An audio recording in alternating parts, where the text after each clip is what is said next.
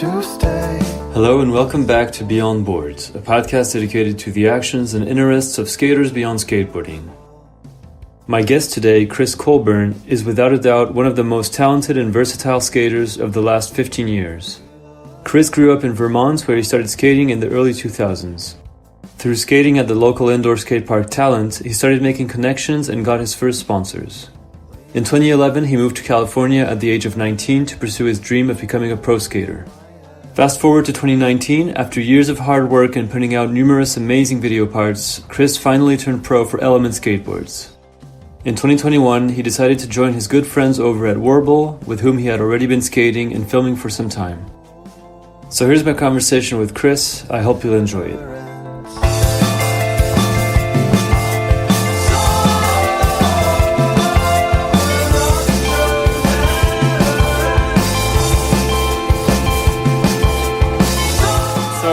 I saw, I think you were born in 91, and so you grew up in Vermont. You've talked about Vermont a lot, and you grew up in a town called Williston. I hope I'm saying this right. Yeah. That's very close to Burlington. Like, I read it was 10 minutes outside of Burlington. Yeah, exactly. And so your older brother, Ben, actually got you into skating, from what I understood, and you started skating at a local indoor skate park over there called Talent. I think that opened in 2001, around there. Yep. And so I also saw that they were one of your very first sponsors, actually, when you were maybe 13 or 14 years old. Absolutely. First jobs, too. And also Mountain Dew, of course, was an early sponsor for you, and they've been a big supporter throughout your career until recently when they stopped their program, I think this year or last year maybe. Right. And so from what I saw, also you connected through MySpace, this is pretty random, with some guy called Paul Wilson, who used to run a skate company called Element Skateboards. And you connected with him, and he actually started giving you boards, you and your friends. And so after high school, you did a year of community college. You were working at a bagel place, from what I saw also, and you saved up some money for a little bit and decided to move to California when you were 19. And I think Paul Wilson, again from Silent Skateboards, was helpful in that effort. And I don't know if he paid for your plane ticket or something, or he helped you guys find a house where you lived with your friends from the Silent Skateboards crew and stuff. But he was a big help in the beginning, in your first years of sponsorship. Yeah, fully. And so you were living in California. I think you arrived in LA at the beginning, and I think now you're in San Diego, actually. Yeah, that's correct. So you arrived in LA, and you did some jobs aside from skating. You worked at a cafe, I read, and you got on Element in 2015. You were already kind of flow before that, but not super officially. You were officially announced on the team in 2015. And in the next few years, you filmed your part for the Peace video. But as everybody knows, your part wasn't in the video, and it actually came out afterwards. They had a separate part.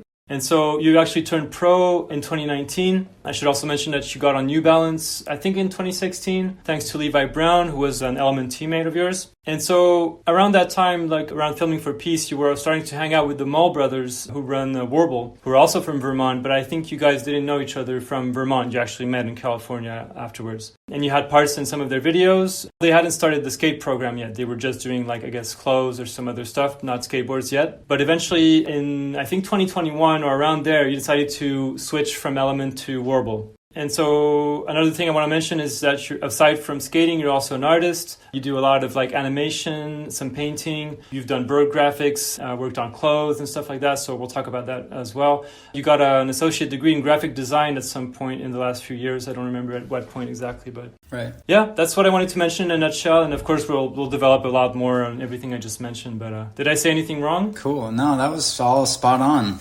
Perfect. All right. So let's see. I have a couple questions from this first guy. What up, Cookie? It's Buchmann. I hope you're enjoying your Beyond Boards podcast session. Thought I'd chime in and maybe bring up a couple moments from our past that you could talk about a little bit. I think definitely one thing that would be interesting to hear straight out of the horse's mouth is the steps you took to get so confident in your skating. I remember you always were so gifted and could do pretty much anything, but I think there was always a little bit of a seed of doubt in you for quite a while. And I think right around the time you turned, let's say maybe 18 years old, 18, 19, everything kind of just flipped, and it all happened really, really quick. where you were all of a sudden able to skate rails, tall rails, long rails, steep rails, like everything kind of changed where, we could have brought you to like the most perfect, basically like skate park rail out in the streets, and this guy was scared to hop on a back 50. So a whole lot changed, I think, in that time. And it's not like you were a bad skater back then. You were obviously so talented even at the time. It's just you didn't have something that clicked in your head. So hearing stuff like that, I think, would be pretty interesting. Yeah, that was cool. Yeah, shout out James Buchmann for chiming in here. So James, I think worked with you on some Silent Skateboards video projects, right? Yeah, he made the full-length video called Cut and Dry. That's right, yes. That was in line to be a silent video, and then close to us finishing it was when the company had to get put on hold. So he ended up finishing it and making it an independent project. Okay. I mean, it's a trip thinking back to that time. I was skating with James a lot I met him when I was like 15, I think, maybe 16, at Woodward East. My friend Danny Hopkins, who I grew up filming with, met James at Woodward, and then I think I went back with Danny the following summer where I met James as well. He's from Long Island, we're all from Vermont, and we just developed a friendship, and he eventually started coming up to Burlington to help film with us and just to hang out. And yeah, he got to know me really well. We got to know each other very well, and that developed into a really good friendship, and clearly he knows a lot about me, so that was a cool question. I definitely was pretty timid in the beginning, where I think I was just, I don't know, I didn't have like the right motivation to fully see the desire in like putting myself on the line when it comes to like skating handrails. There also weren't that many good handrails in Vermont. A lot of them are just rough around the edges. The ground just gets worse over time every year. Snow heaves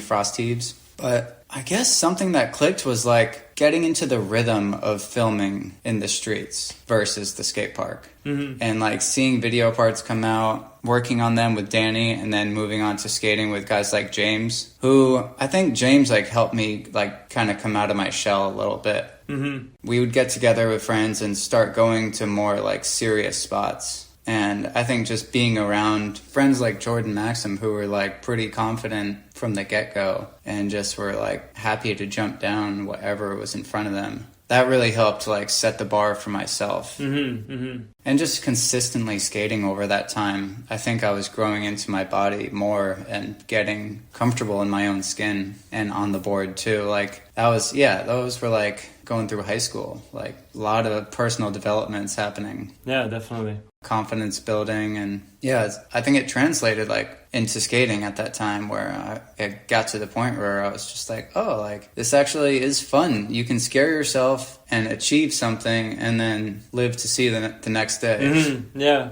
So just like that repetition of getting out of your comfort zone and realizing you're okay afterwards, like snowball affected into just being more confident and skating bigger things. Yeah, getting to the next level, I guess, in your skating. Yeah, and just having like getting a little more support and realizing my own potential helped in like the confidence building. And just starting to get antsy to like see more of the world and like just keep skating other cities and really putting myself out there more. Let's see. Cookie, what's up, dude? Hey, man. Collin Hale here. I have a question for you that I've been pondering. It's a two-parter, naturally. You're a complicated skater, so I figured I'd give you a complicated question.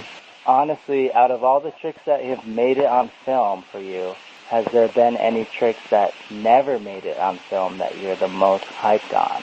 Anything that, the tape split or, the footage got stolen or just, plain just filmer missed it or whatever, not to blame the filmers here, but is there anything that never made it, even just didn't make it to the timeline? Anything of that nature that you've been the most hyped on, kind of all time? And part two would be, what is the favorite trick that you've made, Burlington or World, that did make it on the timeline? So, hey, thanks, man. Appreciate it. Looking forward to hearing the podcast. And thank you, Quentin, for getting me looped in on this. And we'll see you on the cutting block. All right, keep it up, Chris. Appreciate you. Take care, y'all. Sick. Were you able to hear it? Yeah? Yeah, I caught it at the end. Shout out Collin Hale for chiming in. He was a huge inspiration to me and still is. That's what I saw, He's a human and skater and a friend. He's the best. Shout out Collin. To answer his question, he was asking what's like some memorable trick that maybe never made it into a timeline or got lost in footage. Exactly.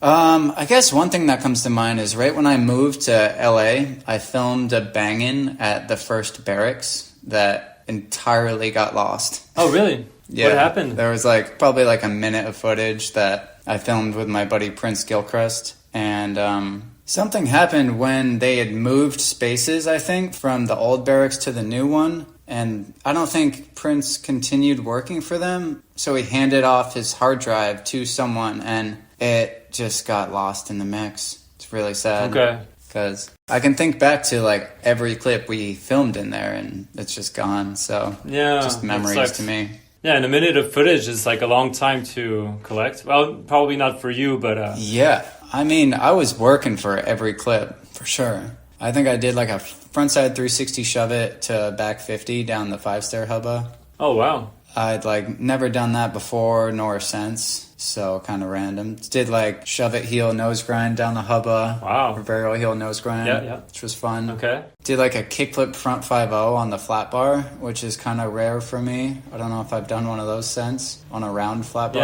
Yeah, that's difficult. Did a kickflip nose pick nollie flip on the quarter pipe, which just stalling I've done before and since, but in that time I was excited to put that out, and maybe it was better in hindsight because putting out skate park footage only gets you so far in the world. Sure, but yeah, I mean, it's more for just practice and memories, so it's cool.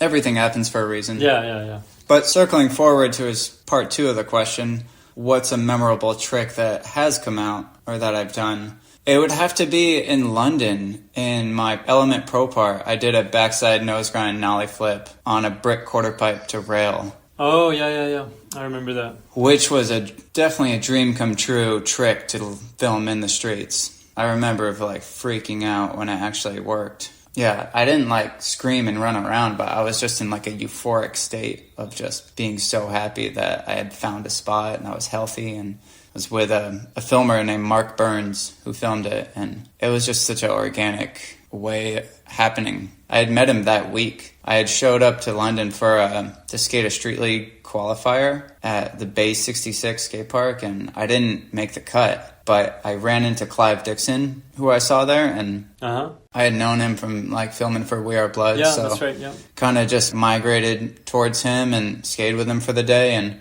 he had known this guy Mark, and they were going out filming that day, and I had just tagged along with them for the whole week. Mm-hmm. And Clive actually came down with a cold. He was sick almost every day, which sucks. But it was kind of gave me a little more time to film random meticulous tricks like that. Mm-hmm. At spots he might have not been as hyped on as I was. He was looking for the big hubbos. Yeah. Crazy I'm not rails. surprised. Yeah. But regardless, he was there. He was taking a nap, I think, when I did it. And it was just really fun to look back on. All right, let's see. Then I have a question from Mark Appleyard. So, yeah, he said, how did you get the nickname Cookie Dough? And so I remember you talking about the nickname Cookie, but I'm not sure about Cookie Dough. You might have told this story before, but can you refresh my memory? All right.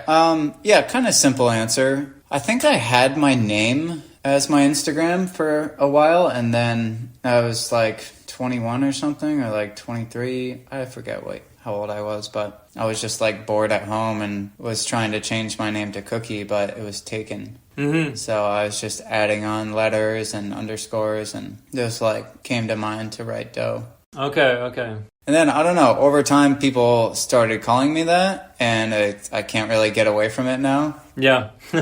So I kept trying to get my name back, and it was taken for years, and tried it again like a year ago or something. And yeah, that's right. You free, changed it not that long ago, because I remember maybe a couple of years ago it was still Cookie Dough or something. Yeah. Yeah. Now I'm back to my name, which is easier to search and all that, but I kind of miss the old name. Just having something kind of takes the seriousness away from it all. Yeah, I guess so. Yeah. Because like social media is like important, but it's not everything. No, for sure. It's not even close. It could be gone today, and the world would be a better place. Life would go on, you know. Yeah, maybe, yeah. But either way, you know, good times. That's where the name came from. And he also asked, do you know what Cinzy Buckwood is? I hope I'm saying this right. Cinzy Buckwood, something like that. Does that ring a bell? No? I have no idea. Okay. It's the Native American name for maple syrup, meaning drawn from wood. Cool. I like that. That's it. He just threw that Amazing. in there. Damn, shout out Appleyard for these questions and that little snippet. Yeah. Knowledge. He's the best, man. Oh, he is. One of my favorites. That I can't believe I got to know him personally, and I still fan out thinking about him. Yeah. Oh, me too. I mean, Sorry was one of my first videos growing up, and so I've been a fan of his for a long time. Yeah, he's a legend. Me and my friends all had his shoes on Circa, and we were obsessed. Yeah. But getting to know him personally has been such a treat. Just type of dude to just pull up to a campsite with a BB gun, some cans, and a couple of homies, and just he's got good values. Yeah, he seems pretty down to earth, and yeah, for sure. Yeah. So let's see. The next question is from, so this guy's Antonio Ciongoli. I hope I'm saying his name right, from 18 East. Yeah. Yeah, cool. So they're a clothing company in New York that you've been sponsored by for a while, I think. Correct. Yeah, they've been giving me clothes for a few years, and I'm obsessed. It's the comfiest stuff I've ever had. Cool. Very grateful for their support. So he asked, what role did growing up in Vermont play in you developing as a skateboarder? I've heard you mention the crustiness of the spots and also the long winters and stuff, forcing you to kind of skate in the indoor skate park a lot in the winters before you moved to California. Yeah, that's a great question. Thanks, Antonio, for chiming in here. He's a Vermonter as well, so he knows. But I think it's something I gained out of growing up in Vermont that has reflected into my skating or my approach to it is just the simple way of relating to other people, especially East Coasters. For some reason, I just migrate towards them. Yeah. And when you deal with winter for 6-7 months out of the year, you really get to know people well. And it's an intimate setting where skating in an indoor skate park. You can't get away from people. You just got to get to know them and learn to balance it. Mm-hmm. And you just help each other out. A weird example would be you go to a house party in winter and there's just a pile of coats on the floor. Yeah. No one's going to take your coat. You just got to find it when you leave and throw on some boots and be on your way. Mm-hmm. But it's the camaraderie that is stuck with me, I think. And it also helped having a local skate shop talent being so tight-knit. Yeah. That there were guys around to look after each other and for me and kind of keep you in check if you were fucking up. Mm-hmm. And if you're doing good, then they lended a hand and tried to get you a sponsor here and there or put you in their video or even just say what up. No one was too cool to communicate, even older generations. Mm-hmm, mm-hmm. Yeah. Are you still in touch with them today, with the talent guys, or? Yeah, absolutely. They've been my number one supporters over at Talent. They bought all my boards and trucks and bearings and grip tape. I've had pro models for Pepper and Bronson and now Indy. Yep. And my Worble boards and had a going pro party when I went for Element at Talent. Yeah. And mm-hmm. They've just been so supportive. It's been really cool. Yeah, that's awesome. Yeah, shout out Hannah and Dave for starting that place. Seeing the need for an indoor shop in a place like Vermont is pretty special. Yeah, definitely. Worked out, it ended up being 10 minutes from my house. Oh, really? It was that close? Okay. Yeah, I would skate with others who would drive hours to skate there for 3 hours at a time. And yeah, it was pretty ideal. Yeah, it paid off, yeah. Yeah. I guess one last thing, just not taking spots for granted. I think I've learned to adapt to more spots than maybe others who grew up in warm climates throughout the year. Yeah. Where it's you don't really have a spot. It's you're going to skate a knocked over light post in a parking lot because that's all that's there. You kind of adapt a form of craftiness. Especially the Mull brothers were skating knocked over logs in their woods and setting up plywood to it. They are a great example of just making do with what you have. And Yeah. I'm sure Antonio can relate too, where it's like, if you don't have shit or even a curb, like build yourself a box. Yeah. Like whatever it takes. And Very DIY approach, yeah. yeah, so I'd like to think that's continuously stuck with me.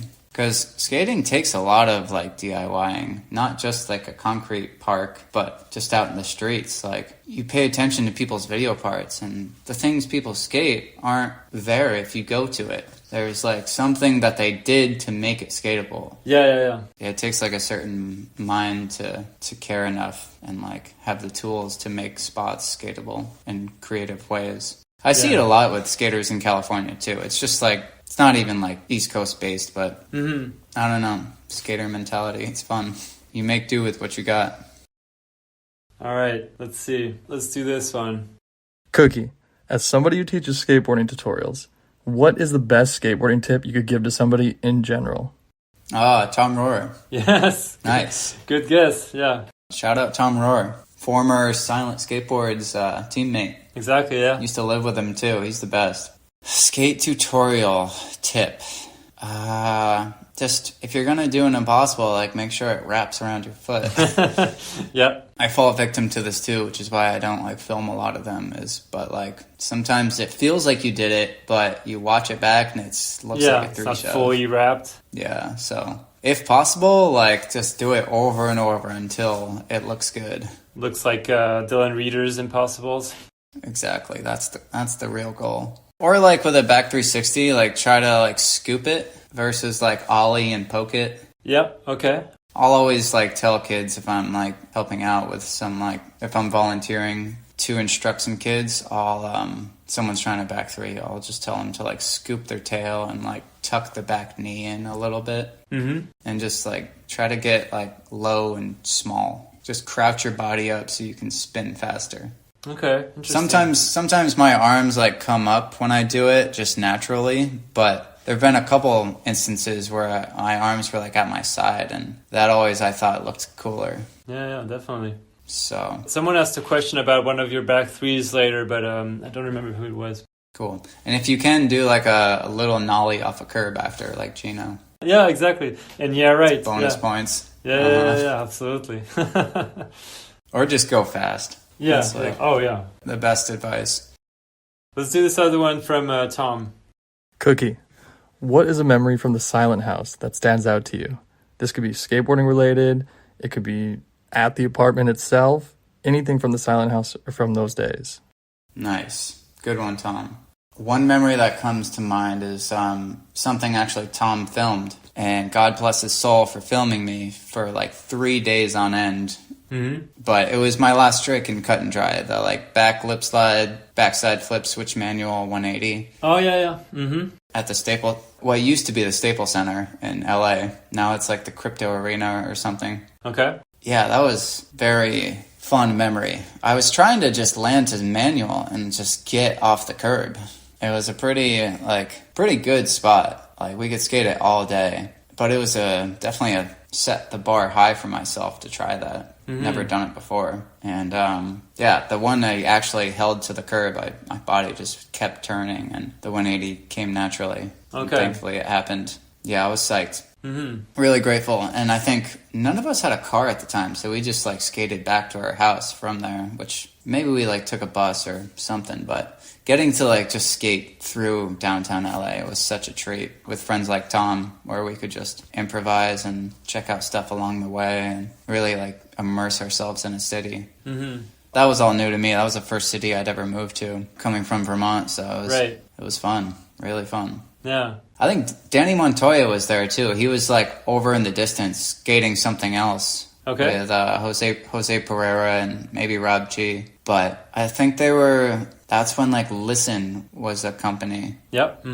They were all crewed up over there, and it was rad just like knowing who Seeing they were. in the distance, yeah. Yeah, that just started to become normal. We're seeing like pros. I'd always seen videos just out in the wild of the streets. Yeah. But yeah, thanks to Tom for holding up a VX for hours on end so I could do that. He ended up doing a pretty cool trick, like back 180, 5-0, rewind, back to straight, drop to manual. Okay. Was that also in cut and dry? I think so. It was kind of like a front blunt, but like a little more. Yeah, sure. 180 55 Mm-hmm. But yeah, he would just get up now and then, just like rifle tricks off and then get back to filming. It's fun.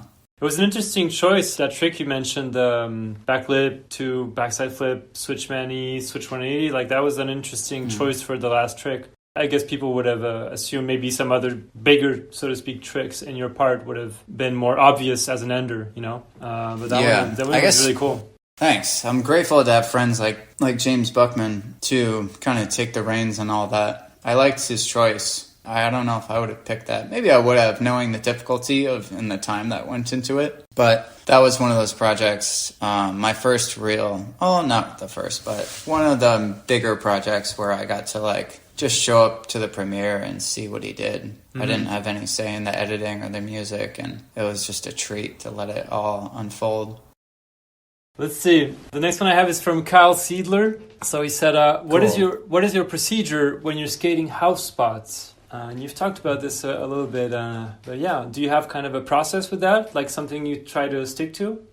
That's a good one. Kyle's definitely been on plenty of missions where we're skating spots at houses, so it's a suiting question. Thanks, Kyle. I think it depends. You know, if you see a car in the driveway, and you know it's gonna like take a while, or it's like on their front steps, I would just like go up and knock. Mm-hmm. I've experienced enough positive interactions now where I feel comfortable knocking, depending on like the neighborhood and the house. If it's in like too nice of a neighborhood, they're definitely gonna say no. And if it's like too rough of an area, I don't know. It's debatable if they'll come out with a shotgun. Yeah. But depending on the circumstance, I would just go up and knock. Mm-hmm. And ideally they're not home, and you just skate it, and you just hope for the best, you know? Yeah. But if it's sometimes it's on their front steps, and you see they're home, then you come back and wait for the car not to be there. You got to read the room and do a little investigating. Mm-hmm. But usually these spots are like on not public property, but it's not like behind a fence. It'll be like on their steps or their porch or something that like a mailman could get to. So you don't feel that bad if it's something that you know you could do in like a couple tries. Yeah, it's not like you're going into their backyard or something. Yeah, exactly. Yeah, so I try to just use my best judgment and ideally like have a conversation and get their approval. And if not, then like, just see if they're home. Ideally, they have a driveway, and that's how you can really tell. Mm-hmm. That's for me, but what's like a very sketchy situation that you found yourself into skating a house spot, like someone being super pissed off or something? Yeah, sometimes there's spots like inside like apartment complexes where like there's always going to be someone home. Yeah. And sometimes you just got to tell them to call the cops and see if they'll stand in the way or not. Mm-hmm. And if they do, then, like, you gotta leave. But if they don't, and they're, like, if they're being, like, cautious or not trying to, like, be that person to save the day and stand in the way, then you just, like, accept the fact that they're upset and ask them nicely to call the cops. Because I'd rather deal with them than some neighbor. Yeah, for sure. But ideally, they do that, and they go back inside. And in the time span of the cops coming, you land your trick and leave. Yeah, it puts the pressure on, and yeah. Yeah, because most of the time, cops get calls of skaters, and it's not at the top of their priority. Yeah. Well, so it buys you some time. Mm-hmm. Yeah, it depends on where you're at, though. If it's in a big city, that happens more often than not. But if you're like out in a rural town, then you definitely need to like be polite and talk to like the homeowner. And if not, like try your luck. And if the neighbor asks you to stop, like listen to them. Yeah. A lot of the times I'll try my luck because they're not home, and then the neighbors like stick their head out and kind of intervene, look out for their neighbor. Yeah. So you gotta understand. You gotta like be cool with them. For sure. It takes being resilient and like consistent. Let's see. I have this other one. I hope you can hear this all right. I'm driving, but I don't know where I heard this, but I always heard that Julian Stranger liked to do a trick or like a flat ground trick or something before going into like the main trick he was trying to get. And I feel like that coincides a little bit with my approach too, in the sense that I kind of like feels like it builds the flow or the momentum to get like the main trick or the main focus of what you're trying to film. And I feel like you have a similar approach because you're a very flowy skater that does maybe a flat ground trick or a little trick before like the main focus of what you're trying to film. And I was wondering if that's something that you do in that sense, kind of to like build the hype or the flow into the trick, or if it's something you do naturally because you're naturally a very flowy skater. I was wondering if there's like a thought process into that, or if it's just kind of an organic thing. I mean, I know you surf too, so maybe it has to do with just surfing, how it's just everything's continuous flow. Let's get your thoughts on that. Cool. I can't make out who that would be, but it sounds familiar. Yeah, that's Tylre Surrey. Oh, yes. Cool. I think you guys are both on New Balance, right? Yeah. Hell yeah. He's the best. Shout out Tylre. Yeah, he's also a very talented skater, for sure. Totally. Drawn a lot of inspiration from him. Mm-hmm. But yeah, I definitely could relate to that, or like understand where he's coming from. Sometimes I get so caught up in my head in trying something like in a line, but once I get comfortable, or like you have like a single in mind and then you get comfortable enough and like understand your surroundings, and it becomes way more fun for me to do tricks before the main thing. Yeah. Sometimes it's like completely unnecessary, but it really does like build up the confidence and just like the joy of it, I think. Mm-hmm. To just do like a clean flat ground trick going fast without pushing before something. It definitely translates in my brain to being like, this is a good idea. Like, this is going to help me like try harder and commit to something. Mm-hmm. Yeah, it's just, I don't know. That's cool to hear Julian Stranger would do it. Yeah, I didn't know that, yeah. That's really rad.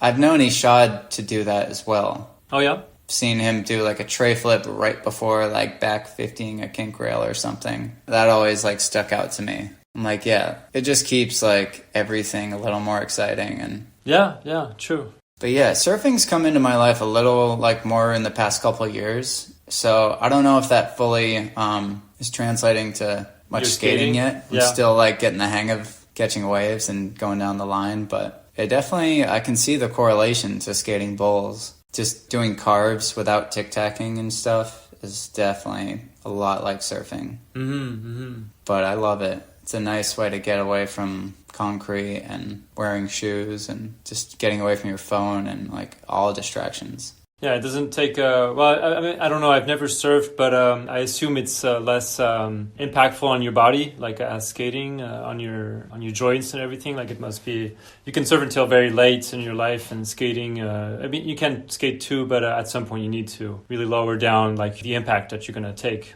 You can't do like rails when you're 50 or something. Right. It's definitely like therapeutic in a different way. Mm-hmm. But it's very frustrating too, where you just like, you got to take the chances you get. Like when a good wave comes and it's kind of scary, like you let it pass by, like you're going to be sitting around for 20 minutes waiting for another. Yeah, sure. So it's a good confidence builder to start the day. If I can go out surfing in the morning, then ideally I'm not exhausted afterwards, and then just translates to like trying harder things. Mm-hmm.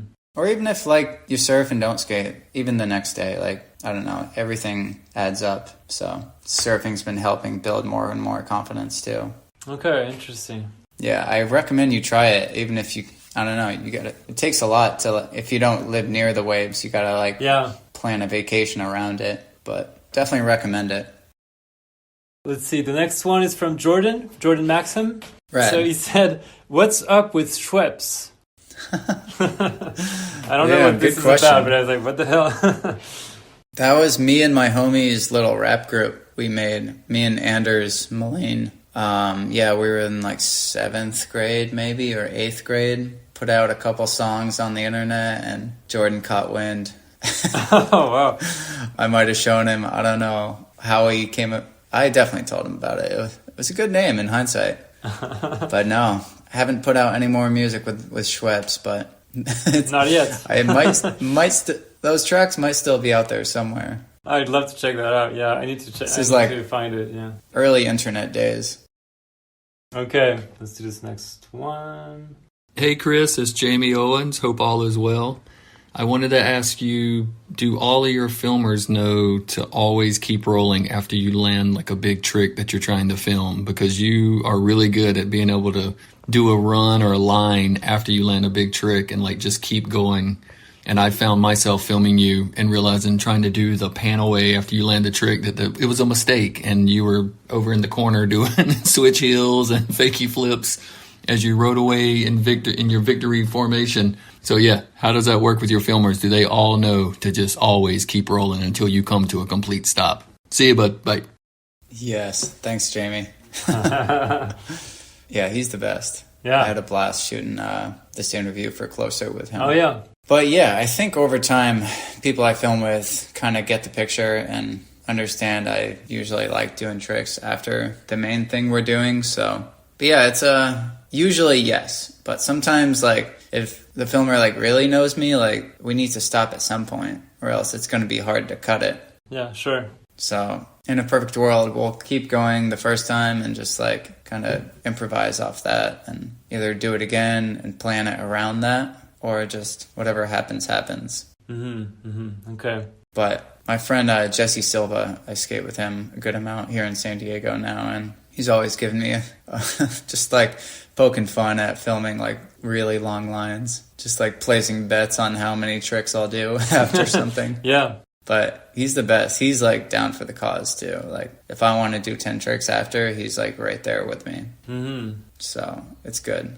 But do you have a conversation with, like, for example, if you film with someone that you've never filmed with, will you tell the filmer, like, I'm going to do this trick and then I'll probably do a couple of 5 grand tricks, whatever? Or do you just not tell them anything? You just talk about the main trick and then you just improvise kind of? Guess it depends. Ideally, I'm not filming with anyone I've never skated with before, but Sure. There's always those like first interactions and occurrences. So yeah, I think usually I'll communicate it. If I see like a patch of like really good flat ground after, and it's like either just spread out or downhill or like a street ahead of us, I'll mention it. Be like, yeah, like backsmith this, and then see what happens after that. Okay. Just let them know like it's up in the air. Yeah. Not cut right after, like stop the camera after the trick, Yeah. But most filmers are just like, cool, I'll be right there with you. That's like half the fun of skating, is just kind of like doing what feels right. I picked that up from Collin Hale, who chimed in a few questions ago. I would always watch him skate, and like even filming lines too, like he would never do like the same tricks twice. Oh, interesting. It would just be like whatever comes to mind. Which, like, when it comes to filming lines fisheye with people, you kind of have to, like, let them know what you're going to do. Yeah. You don't have to, but it helps for them to get closer. When, like, there's a big fisheye in play, like, you don't want to land on that thing. Yeah, well, yeah, preferably, for sure. I definitely learned the hard way, like, in high school. I was filming a line with Danny Hopkins, and I was like, I'm going to backsmith the bench and then do a nollie heel. He got all close for the nollie heel, and I decided to do a tray flip instead and just landed right on his lens. Oh, shit. Yeah. So kind of like, thankfully his like camera at the time wasn't like super high tech, so it wasn't like thousands of dollars to fix, but it still like stuck with me. Where it's like, okay, like gotta communicate here. Yeah, lesson learned. Sorry, Danny. Let's see. I have a question from Tylre Wilcox. Yeah. He's the best. Who films for New Balance, I believe. Right. So he said to ask you about where you live and the horses on your property.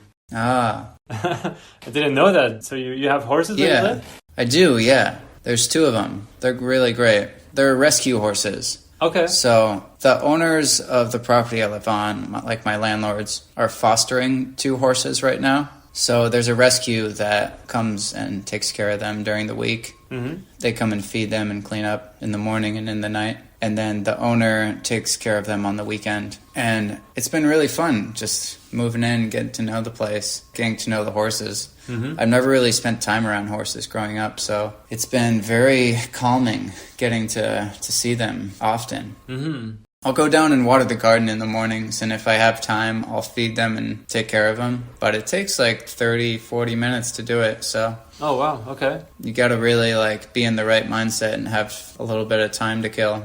But regardless, it's such a treat to get to like water our garden. It's a communal space, and get to like say what up to the horses and pet them. They're pretty calm. We can't ride them because I guess like maybe we could, but they're like retired. Okay. I think they're like a little older in life as far as horses go. They're like 16 or 17, and one of them's a little bow-legged. But it's been cool seeing them get along. They both like live in the same corral and share a stall. So Roomies? it's like they're constantly like bickering at each other, like biting each other, and one of them tries to eat the other's food. It's just like they're huge creatures. Sometimes they'll lean really hard on the fence to like itch themselves and like break one of the boards. So there's never a dull moment down there. Yeah. Are there other animals on the property or just the horses? The owners have 3 dogs. I see them every now and then. And one other tenant has a dog. I hear coyotes every night. Oh, wow. Okay. There used to be one on the property, but I think he's moved on back with his pack. That's about it, though. There's some bunnies that keep eating our lettuce in the garden, so it's kind of annoying, but comes with the territory. Oh, so you have like a little space where you can grow vegetables and stuff? Yeah, it's down there by the horses. There's like 3 garden beds. Okay. Nice. That were not really being used when we moved in, so we've planted a bunch of vegetables like a couple months ago, maybe like 2 months now. One of them's like filled with tomatoes. The other has like zucchini and squash and some lettuce that also keeps... I've planted so much lettuce that's not growing because something keeps eating it. Yeah. So, whatever. First world problem. Yeah. And then, the third bed is all starters given to me. They're like misfits from this farm down the road. I'll stop there to get some like vegetables sometimes when they're open, and I befriended one of the guys who works there and told him I was trying to plant a garden, and he offered to give me some of their like veggies that they didn't need. So I have one bed dedicated that came from all of theirs. All right. I have a question then from Jordan Taylor. Sick. He asked a couple of things. He said, is there any trick you can't do? That's a fun question because like I was like, yeah, I mean, you have such a wide bag of tricks. Like, is there any trick that you've either never done or that you're just not really good at? Is there something that comes to mind?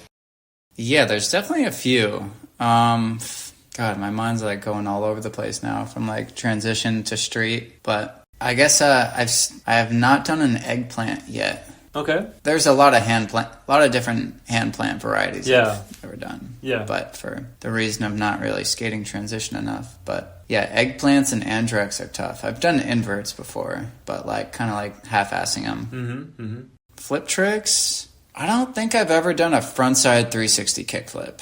Yeah, that's a tough one. I don't know why that just came to mind, but I like doing them backside, and some people can pull them off frontside, which is cool. Not a lot, though. Like Greg Lotzka. Yeah. There was this guy in France a long time ago, William Fan. He was good at those. Right. He would do them on flat ground. Yeah, with massive pop and stuff, yeah. Uh-huh. That's a tough trick, yeah. Let's see, what else? Just something I want to get better at are switchback nose blunts. Those are tough, but like make a lot of sense, too. Have you ever filmed any? I'm trying to remember if I've seen any of your parts, but I don't think so. Not yet. Okay, coming soon. Good looking, good feeling trick though. Oh yeah, I've never done a nose blunt nollie flip. Oh wow. I've done like nose grind nollie flips a bunch, but I've been noticing like Mario McCoy does nose blunt nollie flips like with ease. Yeah, but frontside, right? It's really cool to see that. Oh yeah, Tiago does them backside. Yeah, backside seems harder. I mean, frontside. I'm not saying it's easy by any means, but right. Backside seems like a bit more like awkward to flick a nollie flip from a back nose blunt. Seems like a little tougher. Yeah, I agree.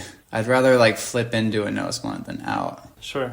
I've only done like one backtail backside flip, I think. Not just one, but like never filmed one in the streets. I always admire that trick though. They're pretty common too, but it's a tough one.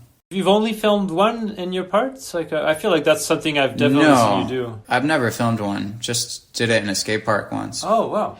One trick that would be cool to like combine with that. Just because like, I know it'd be more motivating. To do like cab backtail backside flip. It's always like stuck out in my head. Yeah. But just the backtail backside flips look so good when people do them right. Yeah, I'm sure it must feel great too, yeah. Yeah, shout out Gordo for the question. He's a magician. I wonder if there's any tricks he can't do. Yeah, he's a special talent as well. Yeah, for sure. Mm-hmm. And he asked another thing. He asked, what inspired the move to San Diego, and do you prefer it over LA? And we mentioned it earlier. Like, when did you move out to San Diego? About like 6 months ago. Oh, okay, so it's quite recent. Okay. Yeah. The inspiration came from kind of like looking for different apartments around LA with my girlfriend, just to get a change of scenery and be like a little closer to the beach. And wasn't really having much luck looking in San Diego or LA or anything. Like, we wanted to kind of like get into the woods, but also be in reach of the city. Mm-hmm. And we were like looking in Topanga for a while, and like that was tough. And then 2 separate times throughout the year, we would like be looking in San Diego like constantly, and we either weren't getting accepted or just not liking any of the places or the neighborhoods. Mm-hmm. We were kind of being picky because we were in a good spot at the time, so hard to downgrade. And eventually, like just out of random sequence of events, we found this place where we're living now on Zillow for rent, and she found it. Okay. I just went along and drove down to look at it and met the owners. They were super cool and they accepted us. So we're like, all right, I guess we're doing it. Yeah. And we're in like North County, so it's not as far south as we could be. It's only like an hour and a half from LA. Oh, okay. Yeah, you can go back easily. Yeah, exactly.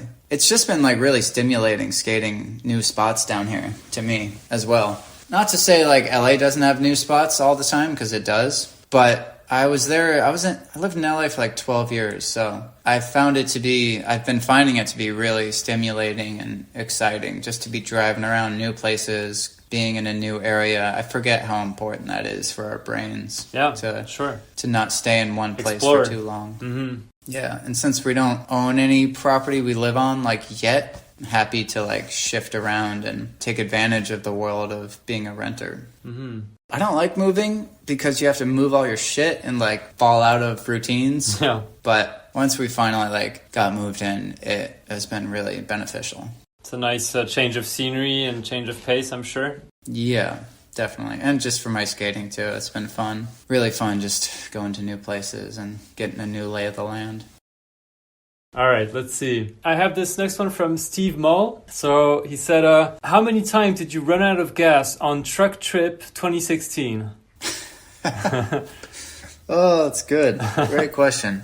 I was with Tom and Dave on that trip. Tom Mull and Dave Mull. Mm-hmm. We were driving this truck across the country to a Zoomies employee's house who won it at the Zoomies 100K. It was a gift for them from Element. And we didn't know where we were going when we started the trip. We just had to go to Colorado, show up to the party, and then drive it to whoever won it. Okay. It was like gifted to an employee that night. And the winner lived in Johnsons Creek, Wisconsin. So we just hit the road after that and drove it there, filming along the way. And the trucks, I don't know if it was like this to begin with, but at some point the gas gauge broke. So we couldn't tell how much gas was left in the car. Oh, shit, yeah. So we kept running out of gas. Eventually we like stocked up a back supply, but probably like 4 or 5 times we ran out of gas on the side of the road. That sucks. In like the middle of a snowstorm or like a back dark road. Most of the time it was during the day, thankfully. So we were like knocking on people's doors and asking for help and rides to the gas station. And it's definitely a bonding experience. Oh, yeah. Damn. Yeah, it was a blast, honestly. So fun to look back on that. Yeah. So that was before you started skating for Worble, right? 2016, that was a few years before. Yeah, that was like kind of when I got to know Tom and Dave. I had known Steve a little bit from Vermont. We had both, I think, taught skate camp together at Talent. But that was my like intro to Dave and Tom, yeah, more or less. Mm-hmm. So that was fun, really fun. Bonding experience, I'm sure. Yeah. Yeah, it was great. We got to snowboard in Colorado too. I remember there being a lot of snow, so that was a good way to like start the trip off. And then we broke down in Colorado, like not far after that. Yeah, thanks Steve for that question. Great memory. I wish he was on that trip. It would have been a riot. Next one is so I have a few questions from Rhino, Chris Rooney. Red. So I'll just read you some of the questions. You can pick like a couple of them maybe. He said, what are some of your favorite bands? Another one is, how can you skate for hours at a time and not be tired? Tell us about your new indie pro truck that just came out. Who is Stanley? Meeting Henry Gartland on an indie trip up to the northwest.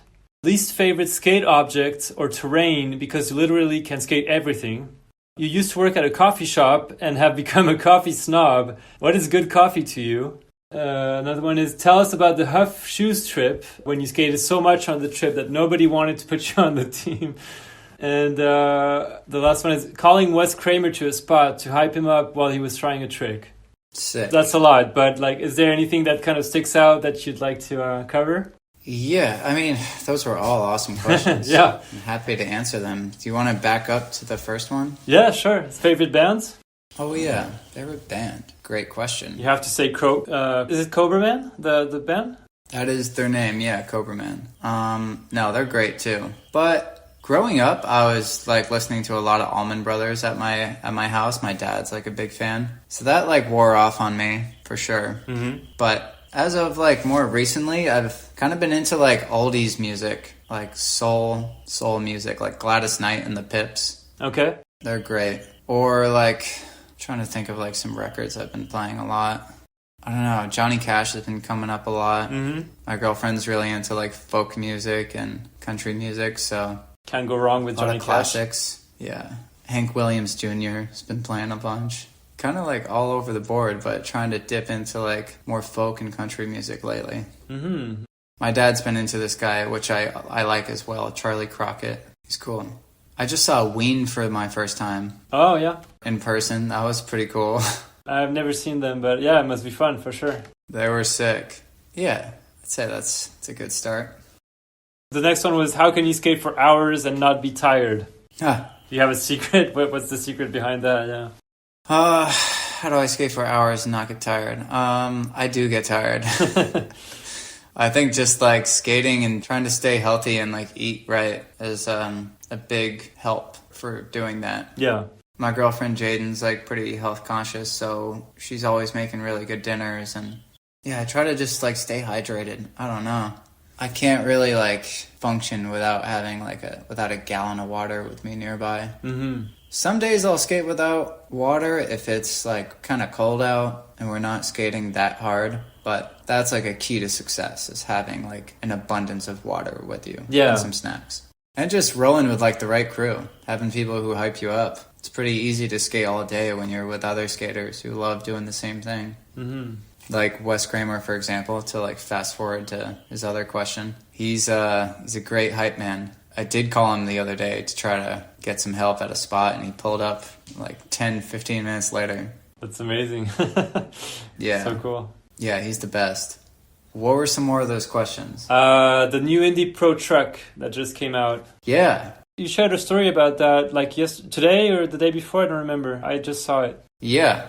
I've been trying to share about it every day. I'm like beyond hyped that Indy gave me a truck. Yeah, that's rad. Congrats, yeah. Thanks. I think it's a stage 11, which is just the most like updated basic truck they have now. Okay. And it's a silver hanger with a iodized blue base plate with a little pad print graphic on the front of it of some like the Indie Span logo that I redesigned with a bunch of faces in the text. Okay. Which I'm super proud of that. I've always been a fan of like typography, and this was a perfect example or a perfect reason to redesign some letters, because I know they wanted to like brand it. It's got to say Indie somewhere. Yeah, so well, yeah. Kind of gave it my own like personal touch. Mm-hmm. And then on the back, in between the bushings, there's another pad print of my name Cookie right there. Mm-hmm. And on the bottom, on the back of the base plate is laser engraved face of this little guy I drew that I call Stanley.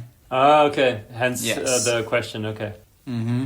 And the trucks come in like 139, 149s in shops. But I skate 159s, so they sent me a special box of them. Oh, okay. Yeah.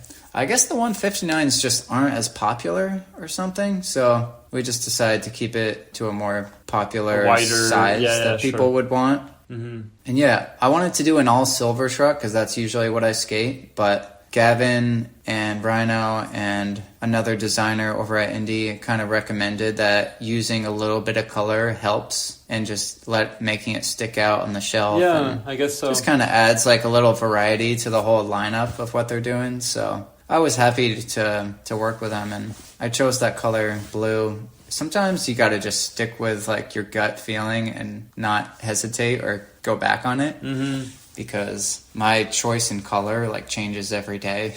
So that was a decision I just had to make and like stick with it.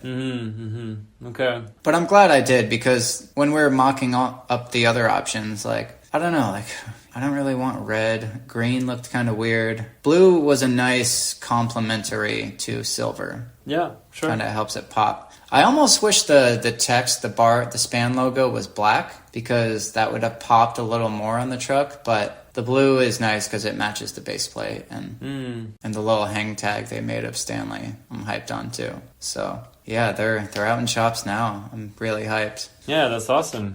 And I should have an ad coming that's marketing the truck in the next issue of Thrasher. Cool. That was such an honor to get.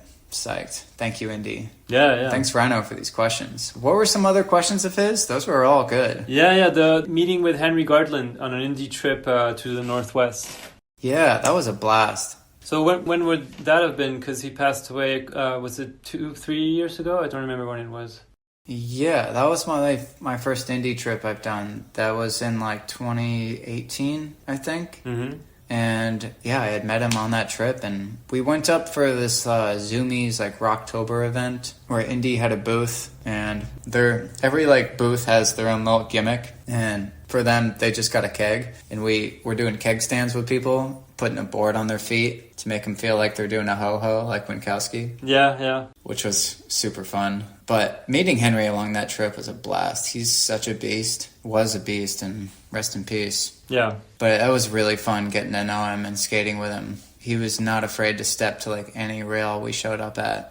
Mm-hmm. Even in the rain, like we'd pull up with some kitty litter and put it on the landing. And I remember he back overcooked this one rail that was over. It was dry in the run up and the actual rail, but the landing was wet. So they put some kitty litter down. He did it. I think he did it first try. Yeah. It was so sick. I was all psyched and wanted to skate it with him, so I like tried to back 50 it and wound up falling and sliding on my hip, which was already like really bruised and scabbing at the time, and it just like ripped it right open. Oh, that sucks. So wow. Yeah, I didn't end up getting a clip on that, but I was just hyped to be there and like couldn't hold back from like wanting to join in on that session with him. I see, yeah. But there was another rail on that trip I skated with him that was really cool. It was like a knee height of a rail, but it was like at 18 or 19 or something, and landed pretty close into a door after. Okay. But I think he Smith grinded it, and I back 50'd it. And it's just another one of those moments where, like, I don't know if I would have skated that alone. Yeah. I was just psyched he was there and did it. Motivated you, yeah. Yeah. We were also at a gas station. He bought one of those, like, gigantic-sized Rice Krispie treats. Okay. He was just, like, super down for, like, hijinks and living in the moment. And, he also asked least favorite skate object or terrain, because you can skate everything. Least favorite? Yeah. Maybe like really thin square rails. Okay. I'm like down for square rails, but as long as they're like thick. They don't even have to be like really wide, but just not like skinny and like narrow. Yeah. Because that's just like asking to get caught up in whether like it's getting your wheel under it or like something. Yeah. Some people like don't like square rails at all, but I'm okay with them in certain situations.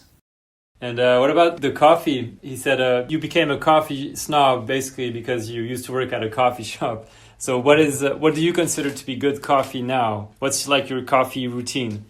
Ever since I did work at a coffee shop for a few years and learned a lot about espresso when I worked there and just like making different drinks with it, lattes and cortados and stuff. But now I just do like pour overs at my house. Ever since I got to create a coffee blend with this coffee shop back in Vermont called Uncommon Coffee, they put me on to doing a pour over like properly by using a scale and weighing how much coffee you put into it and doing it in a certain timing. Like I make a batch of coffee in now 3 minutes and 20 seconds. And it's just like become second nature now to do it that way. And I think I'm leaning towards getting a AeroPress soon, just to keep things new and exciting. I was traveling with my friend Paco Jacob Nunez, and he made a batch of AeroPress coffee in the hotel room, and it was delicious. I think I heard someone talk about this recently. Maybe it was on Huberman Lab or something. Oh, cool. But yeah, I think that's supposed to be like one of the best ways to make coffee, basically. Right.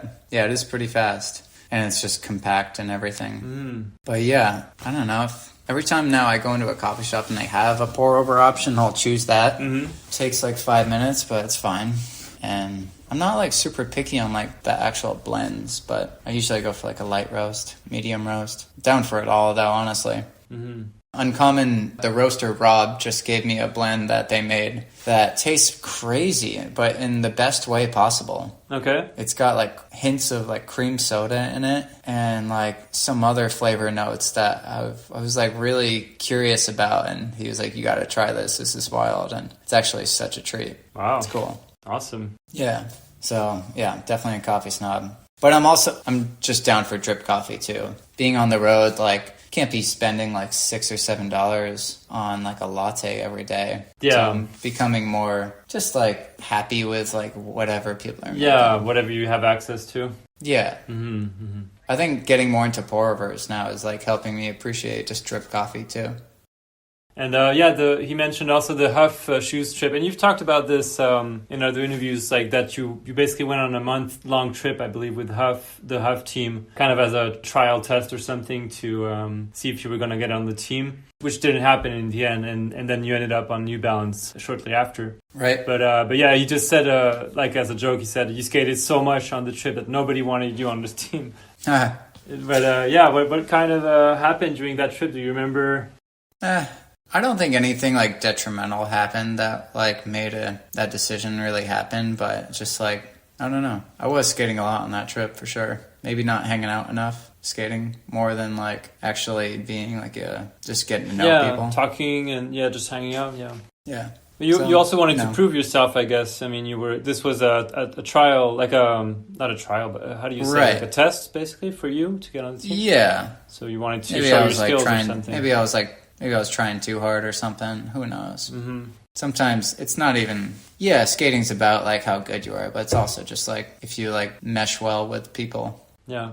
But I mean, it worked out. Like New Balance has been supporting you for a while now, and it's a rad company. So yeah, everything worked out. Absolutely. Yeah, totally. Things happen for a reason. But I was grateful to be on that trip in general with like all those guys. That was really fun. Yeah, I'm sure. Yeah. Was Dylan on that trip?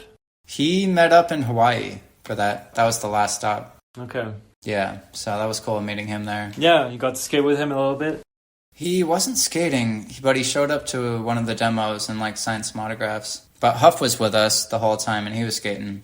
Who else was on that trip? Like who was on Huff at that time? Like trying to think. It was like Brad Cromer maybe, or Brad Cromer, Joey Pepper, Josh Matthews, Kevin Turpinning.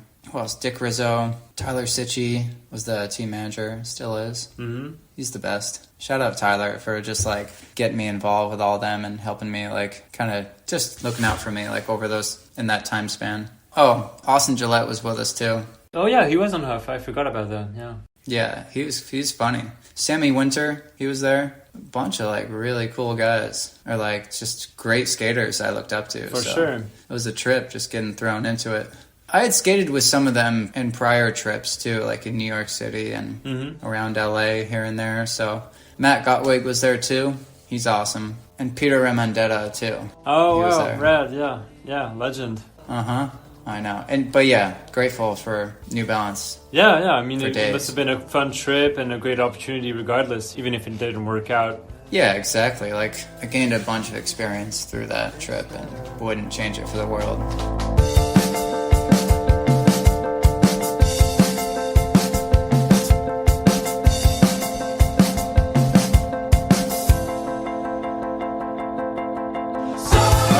See, I have a question that is linked to the coffee question.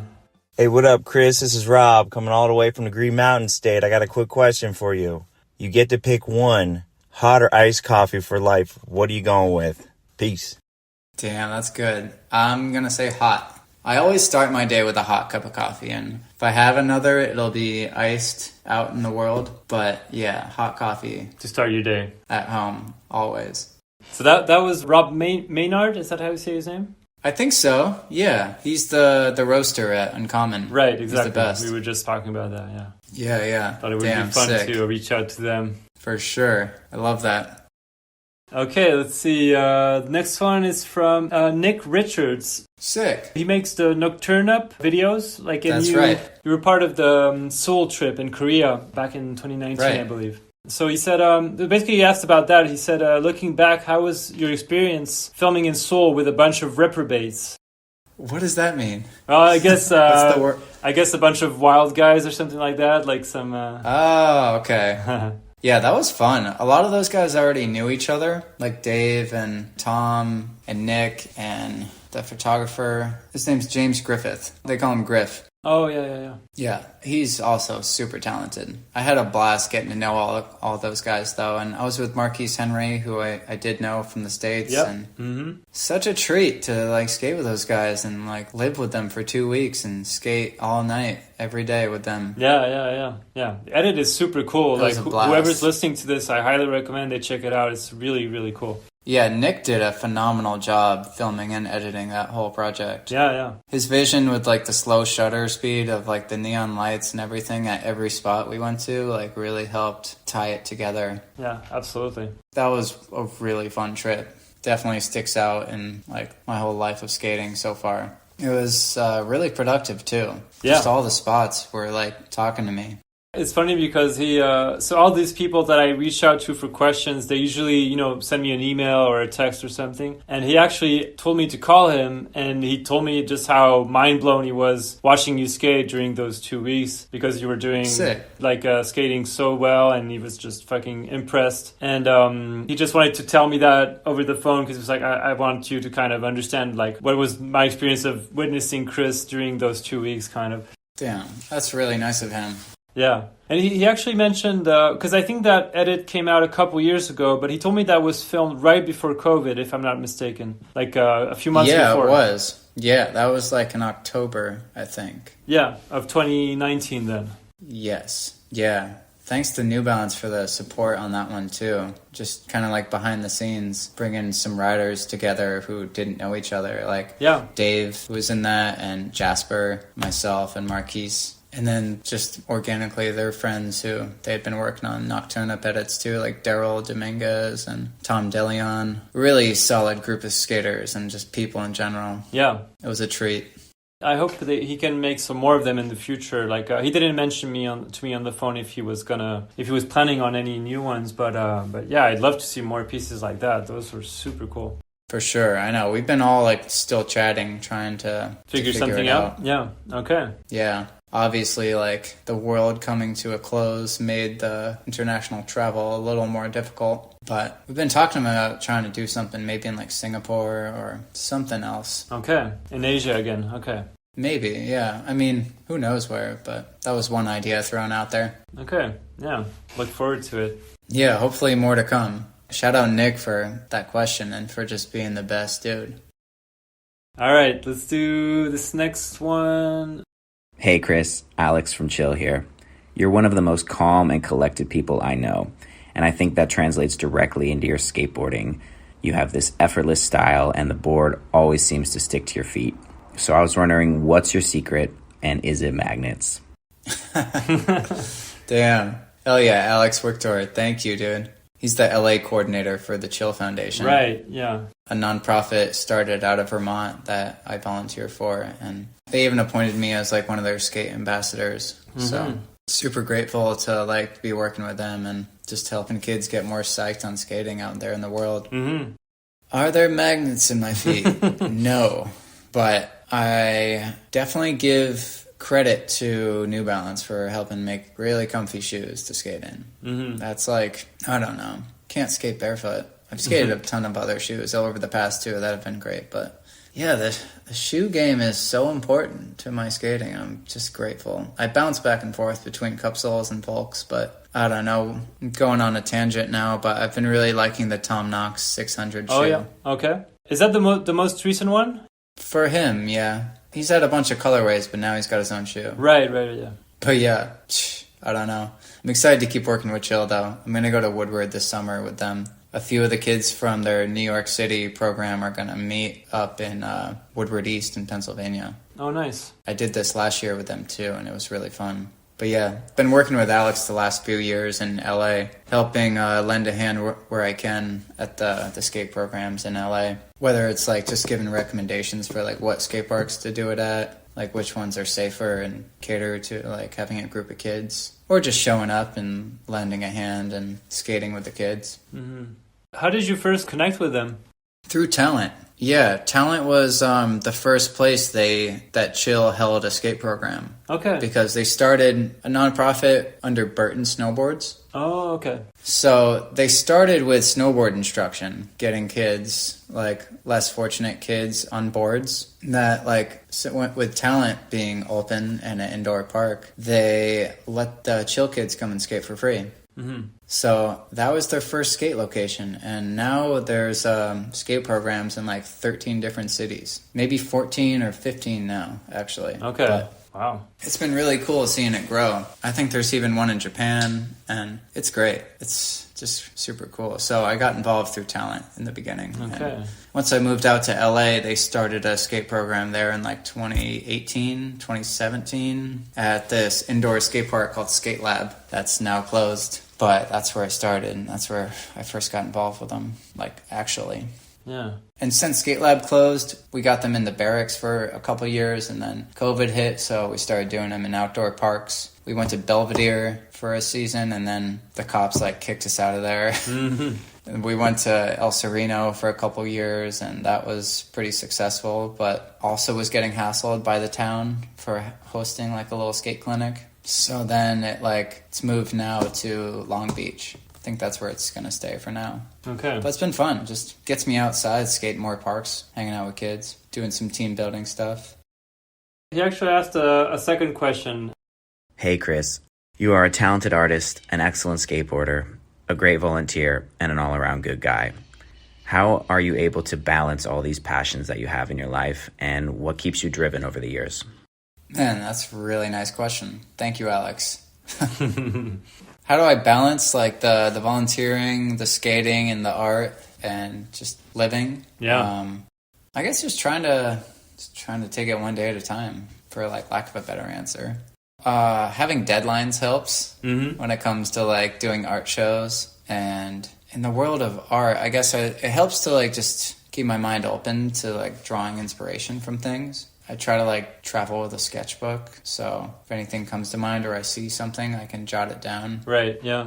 Or if I don't, I'll just like make a note in my phone of something that I want to paint later or draw. Mm-hmm. And yeah, just being a person, being in a relationship, it's just all communication and balance. Learning that like emotions are so temporary, not to get too caught up in like anything I'm feeling, because anger comes and goes. Mm-hmm. You gotta just remember, like, you can't have the good without the bad. So being okay with confrontation and having difficult conversations is crucial in growth. Yeah. My girlfriend Jaden's a life coach. Yeah, I saw that. Lack of better title, so she's been definitely instrumental in helping me gain more of these tools, and like having someone to really have deep conversations with has been super helpful. She did an interview with you for her podcast. I listened to that one years ago. Yeah, we did. That was fun. Her podcast is great. It's called Every Day is a Breakthrough. Right, yeah. But yeah, shout out Jaden Hummel. She's the best. And Alex for asking all these questions. I guess just like, lastly, just like touching base with like people I respect and like mentors, and just keeping a wide open communication with people I work with. Yeah. Like if something's like upsetting me, like just let them know. Like try to like express it calmly and figure it out. This next one I have is from Ray Maté from Mighty Healthy. That's right. He's the best. Let's see. He said, if you were to create your own team, who would you want to be on your roster? And he didn't specify what kind of team, like what kind of brand, but let's just say a board brand, for example. Yeah. Who would you want on your team? Damn, that's a great question, Ray. Thanks, man. Definitely gets me digging in my brain a little bit. I mean, I would want to put together a team of guys I could skate happily with, like by going on trips and like skating the same things, like, but also dudes who would push me and like get me out of my comfort zone too. Yeah. So I guess two that like come to mind immediately are Tom Knox and Tylre Surrey. I think I'm maybe a little biased being on New Balance now with them, but I haven't gotten to travel with either of them all that much, so that would be really fun. Yeah, they're both extraordinarily talented, so that would be cool to see you guys on the same team, on another team, but yeah. And then throw like PJ Ladd in the mix. Oh yeah, wow. And then have you ever gotten to skate with him since he's I don't know if he's still part of the New Balance program. I don't know where he's at these days. I did get to skate with him a little bit around LA a few years ago when he was involved. He's great.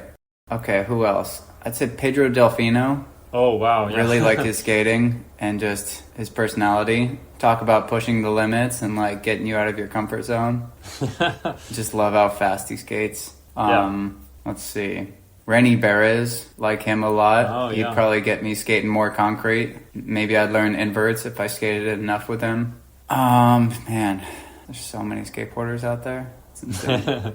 But yeah, throw Mason Silva in there too. Oh, wow, yeah.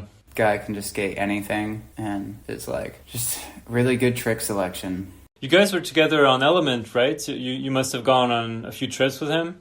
Yeah, I did get to travel with him a little bit. He's great. Super nice dude. Super talented as well, yeah. For sure. Evan Smith and Julian Davidson were like some of my favorites too. Throw them in the mix. Yeah, we'll start there. We'll leave it at that. That's a pretty sick team right there, yeah. The next question I have is from Tom Mull from Worble. He asked a couple of things. He said, do you play any instruments? Because I heard your dad wanted you to join his band, but it didn't work out. Does that ring a bell? Yeah, it does. I used to play the trumpet in band in middle school. Okay.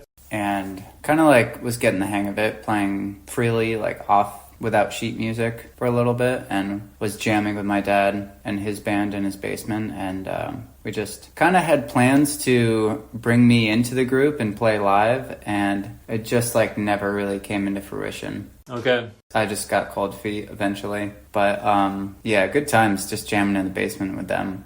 Do you still play the trumpet nowadays, or did you give it up? I don't. I wound up like getting rid of it sometime in middle school or like maybe right after. But I always wonder what it would be like if I still played. Probably upset some of my neighbors. Maybe, yeah. It is quite loud, yeah. Yeah. He also asked, does your skateboard have a crush on my camera? Because they seem to kiss a lot. Yeah. He likes to get real close with filming, and I oftentimes do like unpredictable tricks when I'm trying to film, so it's a bad combination sometimes. Yeah. Keeps things exciting for both of us, but for the equipment, it's tough. I definitely focused this lens one time, but we wound up using the lens anyway and finishing the line. It was in the beginning of Toxic Planet. Is it that line where you do a 50... Well, I think it ends by a 50-50, 250-50 on like two benches or something? Yeah, it's in a schoolyard. Right, yeah. But you do a bunch of tricks before that. You kind of turn around and come back and do the 50-50, gap 50-50 or something like that. Right. Okay, yeah, I remember. Yeah, you know. The next one I have is from Jeff. I'm not sure how to say his last name. Mikut from New Balance? Mikut, yes. Yeah, he's the who's best. A shoe designer at New Balance, yeah. Also was a professional skater. Fuck yeah, shout out Jeff. So he said, do you prefer different shoes for different types of skating? For example, if you're going to skate a 12-stair rail, do you have a specific shoe in mind to make you feel more confident? Is it the same shoe you would choose if you were going to skate a mini-ramp contest, for example? Great question. I definitely would, if I'm going to a mini ramp contest, I'm going to wear most likely a vulcanized shoe, either like the 272 or the Jaime Foy shoe, the 306. Mm-hmm. In the past, I used to skate the 212, but they kind of put that one on the shelf for a little while. So now I've adapted into the 272 mostly, which is a little more narrow and has a cool like shock absorbent heel, which actually works great for jumping too. But lately I've been skating if I want to jump and like feel confident in not bruising my heel, I'll wear the Tom Knox 600. Okay. Which is a great cup sole, like based off of a soccer shoe that just came out like 6 months ago. Right, yeah. And I'm obsessed right now. It's so comfy. I'm like a couple sessions in on a pair right now, and I'm so excited to go wear it today. It's rad. Awesome. But other than that, I would wear the 440, which is another cup sole that's pretty thick in the heel, but like tapers down to the toe, so there's still board feel. So if I'm gonna like kickflip 50-50 a rail, that would be pretty ideal. Okay. But I kind of bounce around between those four right now. But do you have that in mind when you go on a session? Like if you know you're going to try a trick, do you plan in advance? Like I need this kind of shoe, or do you kind of more improvise and just whatever happens, or? I kind of just try to wear one shoe at a time for whatever like the obstacles you'll be skating. For like a week or two, and just skate whatever is in front of me in those shoes. It definitely, it makes like doing technical ledge tricks like sometimes a little harder when you have a thick cup sole on. But I think maybe it motivates me to go skate bigger stuff when I'm wearing those thicker shoes. Okay, interesting. Yeah, you just gotta pair it. What I'm trying to say is I like to pair like the bulkier shoes with baggier pants. Oh, okay. As long as I do that, like proportionally, I look down and feel good. Yeah, makes sense. If you have a bulky shoe but a kind of slimmer pants or something, you're going to feel a little awkward Yeah, exactly.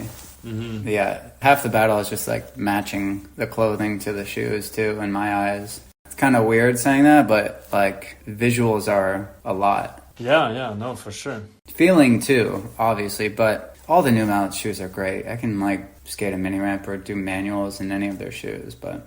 Do you pay attention to that as well? Like when you're at a spot, like for example, the shirt that you're wearing, like the color of the shirt or something? Do you switch shirts if like you feel like this will not match the spot kind of, or? I usually lean on photographers and filmers for that kind of stuff. Okay. Like I'll ask them if the shirt colors like make me blend into something. But it's about 50-50 if it matters or if it doesn't. Sometimes there's just so much going on that it just doesn't matter, but other times it's like kind of important, especially with photos. Well, yeah, exactly, yeah. But I've been learning to just try to keep like a variety of colored shirts in my car with me if I'm gonna go shoot a photo. Okay, yeah, interesting. Because I was doing something last week where Kyle Seidler, the photographer, asked me if I had a white shirt on, or if I had a white shirt with me, and I didn't. Okay. So I'm like learning now. Thankfully, my homie Mitch, who was filming, had one on, so he gave me his shirt off his back. Nice, okay. And it worked out, so I was able to like pop out from these bushes behind me. So you need to carry like a wardrobe in your car when you go to a spot or something, yeah. Kind of. Like if you're shooting a photo, it just makes everyone's lives easier and kind of a little more of a professional approach. Sure. And some people take it like to the next level, like Tom Karangeloff, and will match his entire outfit to the spots he skates, which I absolutely love. Every now and then it'll happen on accident for me, and I'm psyched. But if I'm not wearing the right color to a spot, I'm not tripping. Yeah, it's interesting that Tom K does that. Yeah, it's I don't know if he trips on it either, but he definitely likes planning stuff out. So I appreciate his attention to detail. All right. My next question is from Poppy Starr. So she said, "Hey Chris, it's Pops. My question for you is, when did you start making art, and what gives you inspiration for your pieces?" Very nice of her to ask. Thanks, Poppy. I guess I started when we all did, like in kindergarten, doing finger painting. And then took some drawing and painting classes in high school, and then a few more in college, and just kept up with it once I moved to California, just to like kind of kill time or like further the creativity if I'm not skating. Right. Where do I get inspiration? Like usually from stuff that's around me or past experiences. A little blend of that and imagination. Mm-hmm. Yeah, I don't know. I try to just draw consistently. It's hard to do, but sometimes I stop for months at a time. But if I keep drawing, eventually the drawings I make will begin to evolve. And that's when like I get ideas to paint stuff. or it just comes naturally. Like, I look at painting as just like an extension of drawing. You can't always get it like as many like line details or like have as much control of it, but you can do a lot more with just blending and, I don't know, throwing colors at things. Mm-hmm. I read that you did a degree of some sort. I don't remember what it's called, but maybe it was graphic design or illustration. I'm not sure. But you did that somewhat recently, right? Did that help a lot with like improving your skills, I guess, or like maybe opening up to new tools or new ideas? Yeah, it definitely opened me up to new tools. I got an associate's degree in graphic design, and I started taking it in person after high school. And then I moved to California and finished the degree online. Okay. It took me almost 10 years to finish it by just taking like one class at a time, sometimes two, sometimes taking summers off so I could travel and skate and focus. But yeah, well, you've been busy, yeah. It was fun balancing it too. Definitely recall being on like road trips and leaving to go to the library to like get something done and use Wi-Fi for like an hour. But those classes I took taught me Photoshop and Illustrator a little more in depth and InDesign. Still haven't really messed with After Effects, but I've continued buying the Adobe suite every month since I lost my student discount once I graduated. Just because I don't use it every day, but I try to use it as much as possible. Like having Adobe Premiere really helps, and Adobe Animate. It's just so fun to like blend all those together. I'll make some animations and then pop it into Premiere and just tweak with it. Friends like Tom Mull and like Jesse Silva have taught me some little tricks in Premiere too.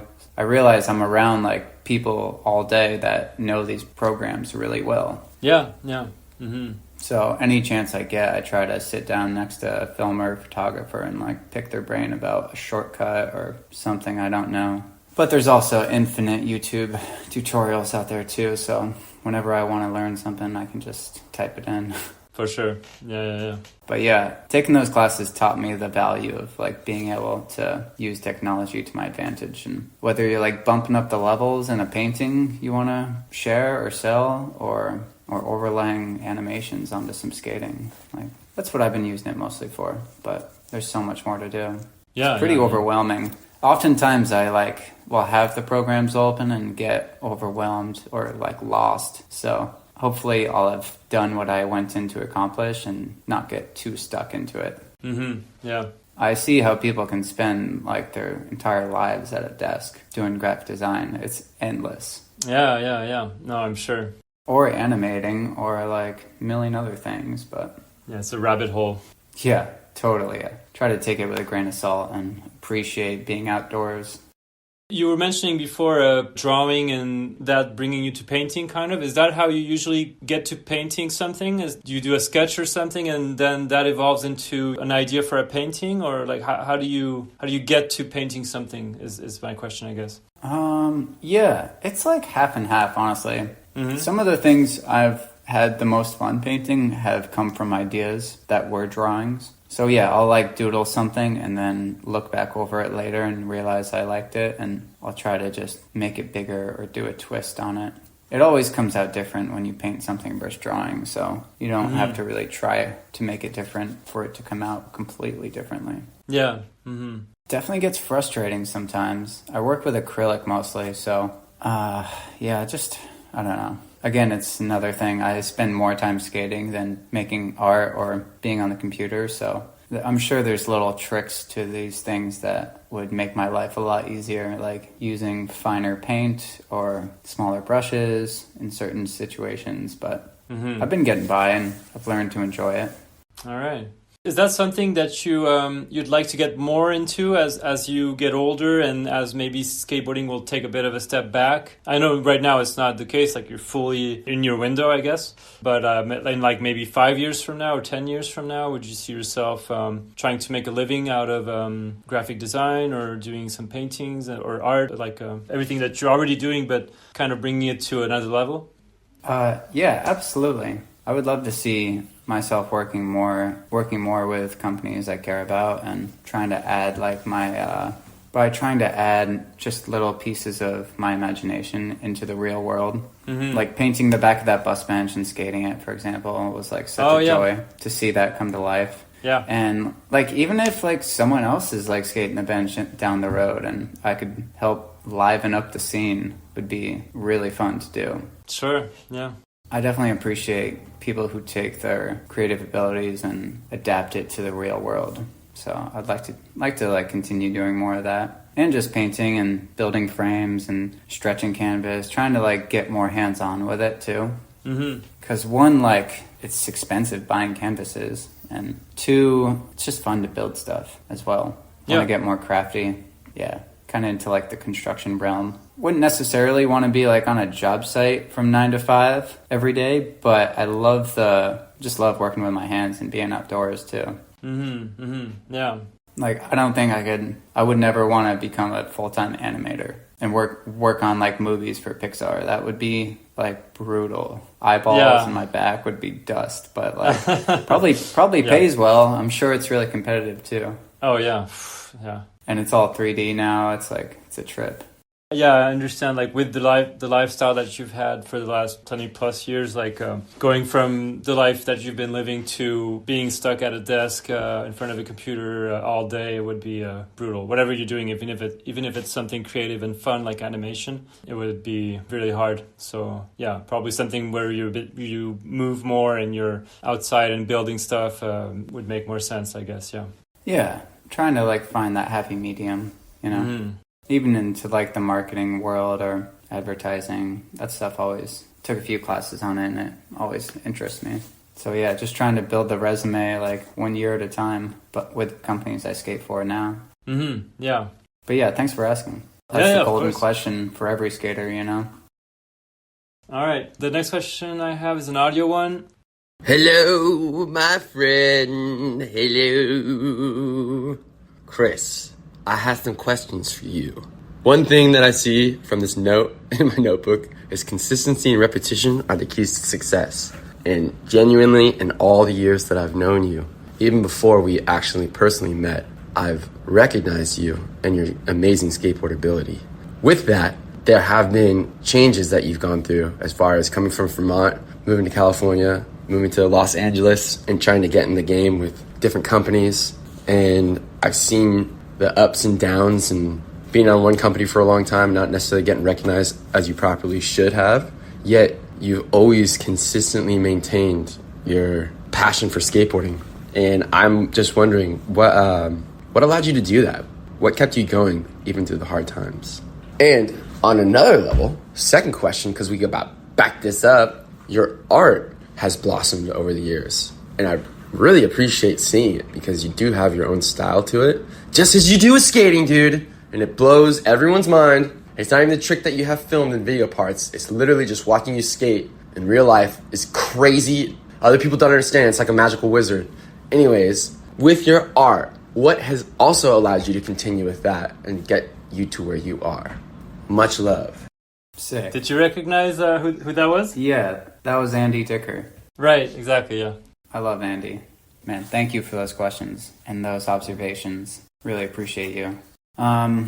First question, I think I just kept going over those years of getting neglected at some companies or not getting shine right away or even after a couple years. Just by being around friends and having other minimal lines of income, working little jobs and just continuing to skate for the love of it, visiting family often, like just trying to keep myself happy and like not focus on the end goal and just kind of just be in the moment more or less. That definitely helps. Even still, like you can't, it's not the journey or it's not about the destination, it's the journey type thing. Sure. Yeah, absolutely. Yeah, it definitely helped me out a lot. And for many of those years, I was living with friends in LA too, so that allowed me to just not care all that much. If I was like living alone, I probably would have got more in my head and maybe like walked away, but yeah, gotten more discouraged than I really did. So just tried not to sweat the little things. And like if people don't like you, then it's not meant to be. Yeah, exactly. And then with the art thing, I think just like what I was talking about earlier about just drawings evolving, I would get pretty over making art and drawing and painting if I was just painting the same thing over and over. But it's impossible to do that I realize. Even if I try to replicate something, it's going to come out different. So For sure, yeah. just accepting the evolution of thoughts and drawings and paintings, and not getting discouraged if you don't like something either. Yeah. Sometimes you got to just walk away or paint right over it. Yeah. Some other friends have told me their way of adapting is to like break the canvas physically. Oh, yeah? Like, I think Mike Kirshner told me he did that a few times. He said it felt pretty good. But, yeah, I don't know. Or I just move on to a different medium and, like, try something else. Yeah. You don't want to dwell on anything too long because it's not that serious. Yeah, sure. But, yeah, friends like Andy Dicker have definitely inspired me to just keep making art, too. He's an amazing artist and has adapted those creative brain cells of his into so many different avenues. From like drawing and painting to acting for like little not Instagram, but also there. But he's so multi-talented. He was creating like alternate personas for a little while and making little short stories with them, and that was really cool. And now he's doing tattoos. That would be cool to get into one day, but I am not ready. Oh, yeah? You mean doing tattoos, like tattooing other people, or getting tattoos yourself? Okay, yeah. Yeah, like giving people tattoos. Right, okay. Yeah, that seems like a natural evolution to a lot of artists that I've looked at, too. Not all of them, but it's a fun medium, to share with the world. For sure. Pretty permanent. Yeah. There's lots of links between skating and tattooing, for sure. Yeah. And Andy was also around just to push me to keep skating too, going on trips with him. He was also always really encouraging and just a bright friend to have around. I could call him up anytime. Still can. Okay, this is from Ira Ingram. Nice. So he said, Chris is at least partially colorblind, and I wonder how does that affect his artwork? I want to know what he sees so badly. I love the effect it has on his art. I didn't know that actually, yeah. Yeah, thanks, Ira. I think a lot of my friends wonder that. I'm not, like, incredibly colorblind, but it's just, like, partially. Okay. Like, reds and greens are tough. Yellow and orange I confuse. When did you figure it out? Did you realize that when you were young, or? I'm pretty sure my parents figured it out when I was really young, because they knew it had run in the family a little bit. Okay. My brother also is partially colorblind, too. But I think I kind of figured it out in 5th grade Spanish class when I was taking a color test and the teacher pointed to like blue and I said purple. Oh, okay. And she's like, nope, you're wrong. And my friend Andy knew what was going on. He just like kind of addressed the situation. Okay. It was pretty funny. He's like, no, he really thinks that's purple. Like, he's getting it right. Yeah. I can't even remember what purple is in Spanish, but blue is azul. Yeah, purple. I should know this. I used to know Spanish, but I suck now. It's tough. Got to keep up with it. Yeah. But yeah, thanks, Ira. I don't know.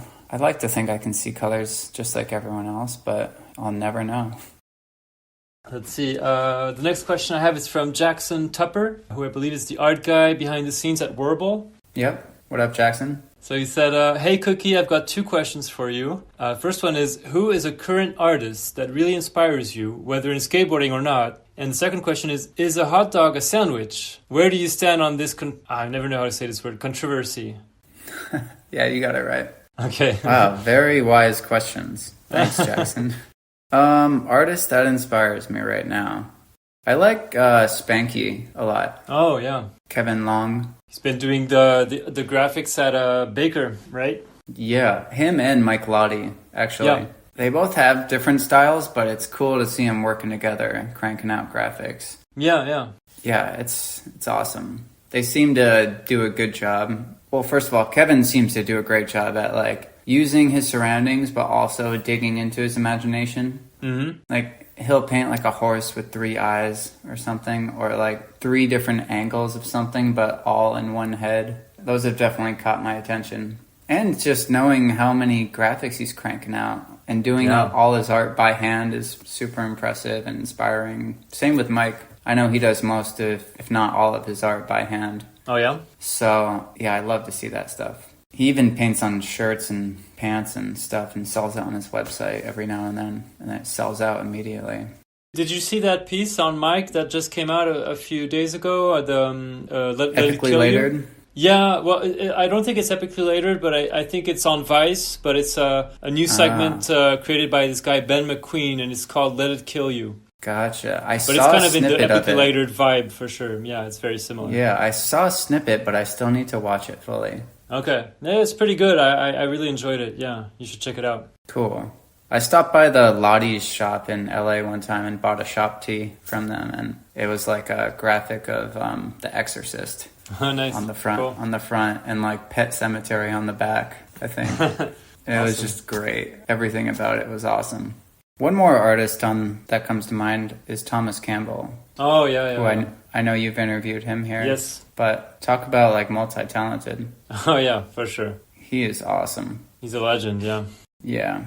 Just from like his paintings to his films to like the music he self-produced, like Ray Barbie albums and surf films, like the list goes on. His Sewn Flowers and that's motivating. Yeah, photography, all that. I got to shoot a photo with him that wound up in my Closer interview, which was quite a treat. Yeah?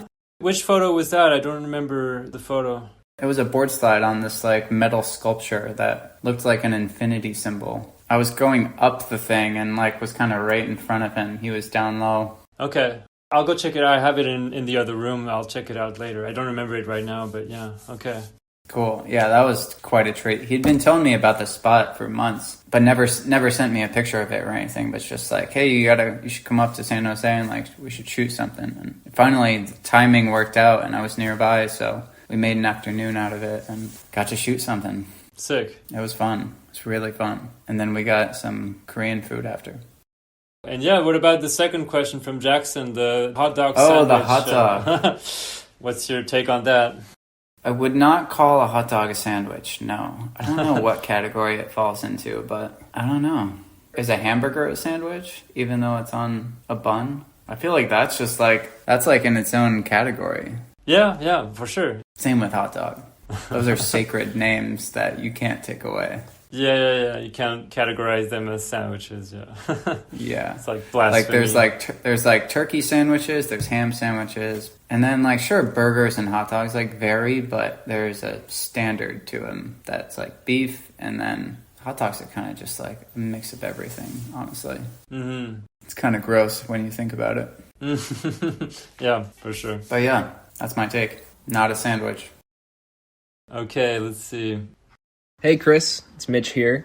Got a couple questions for you. First, we've been filming together quite a bit for a project that involves a lot of house spots. Can you tell a story about a time when you've knocked on someone's door and they've let you skate and things have worked out?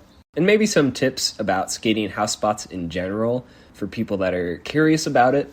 And then secondly, we've both worked for the nonprofit Skate Wild in the past.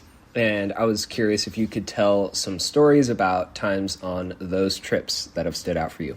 Peace. Right. Yeah, thanks, Mitch. So we talked a bit about the house spots. So I don't know if there's anything you want to share extra about that. But yeah, I was thinking maybe you could focus a bit more on the Skate Wild stories. But yeah, is there anything that comes to mind regarding house spots?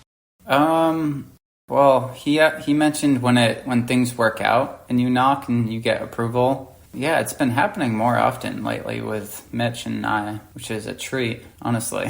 It's like 90% of the time, or 99% of the time, they say no and leave. But I got this guy's number, and he was busy on a Zoom call, but he was like, yeah, you can come back in like an hour and a half. Just text me. And I did, and I wound up chatting with him out front, and he was like super nice. He was like, let me know when you land it, like just text me, because he was leaving to go out. Yeah, just super nice people. You never know who you're going to run into. Yeah. It probably makes it easier if you go knock on their door before you actually start skating. Like if you start making noise and skating the place, then it's harder to engage in a chill conversation kind of, I guess. Yeah, but even then, like you're going to get the liability spiel like more often than not. Right, yeah. But it is definitely courteous to knock and ask first if you see their home and it's like tight quarters. Skate Wild trips. I love traveling with those guys. Camping is always fun. When did you connect with them, with Todd Larson and everybody over there? That was in like 2014, I think, on one of my first Element trips. Okay. Well, one fond memory I have would be like lying out in a field with like 4 or 5 of the counselors, and we all just laid in a circle and had our heads near each other, staring up at the stars, and just were sharing about our day, just chatting like away from the kids, and it was just really calm and peaceful and just fun to like connect with people on that type of level. Yeah. There were no distractions, like no noises, like just pure nature and friends. So that's what comes out of those skate wild trips for me. It's always fun hanging with kids too, and like skating spots around them and skating rocks. Like sometimes just pulling over in a parking lot turns into like a 2-hour session on a boulder. Yeah, like Day One song style kind of. Yeah, something like that. Another time in Mammoth, we pulled over for me to skate this rail at the post office, and they had the van full of kids there, like watching and like cheering me on, which was pretty fun. Awesome. Do you still go on skate wild trips every now and then, or not in recent times? Yeah, I missed out last summer due to traveling and just things being too busy, but I'm gonna make some time this summer in a couple of weeks to go up to the Sequoias with them for a few days. Okay, cool. Hopefully we'll hit this place called Stony Creek, which is classic. There's some skatable rocks along this path that go down to a swimming hole and a natural rock slide. It's beautiful. Sick. Yeah. Okay, I have a few last ones. This one is from Dan Hopkins, who I believe is one of the first filmers that you've worked with, right? Yeah, he's the guy whose lens I hit with the tray flip. That's the one. Okay, gotcha. So let's see. I'll just read you what he sent me. You can maybe pick one or two of the questions. He said, "It's amazing that skateboarding can take you all over the world. After traveling throughout the years, what are your top 3 favorite places that you've been? What did you like about them?" So that's one question. Then he asked also, what are 1 or 2 of your favorite accomplishments so far in your career? And the last question is, if you could give advice to a young, talented kid from a small town, what would you tell them that might help them in their skateboarding career? So is there one question maybe that you'd like to answer? Yeah, great questions, Danny. I'm just going to skip to the last one. Yeah, sounds good. And give some advice, I guess. I would say just try to remember not to get discouraged and thinking about like turning pro or like getting X, Y, and Z sponsors, and just make videos with your friends and try to push yourself organically. Keep having fun, yeah.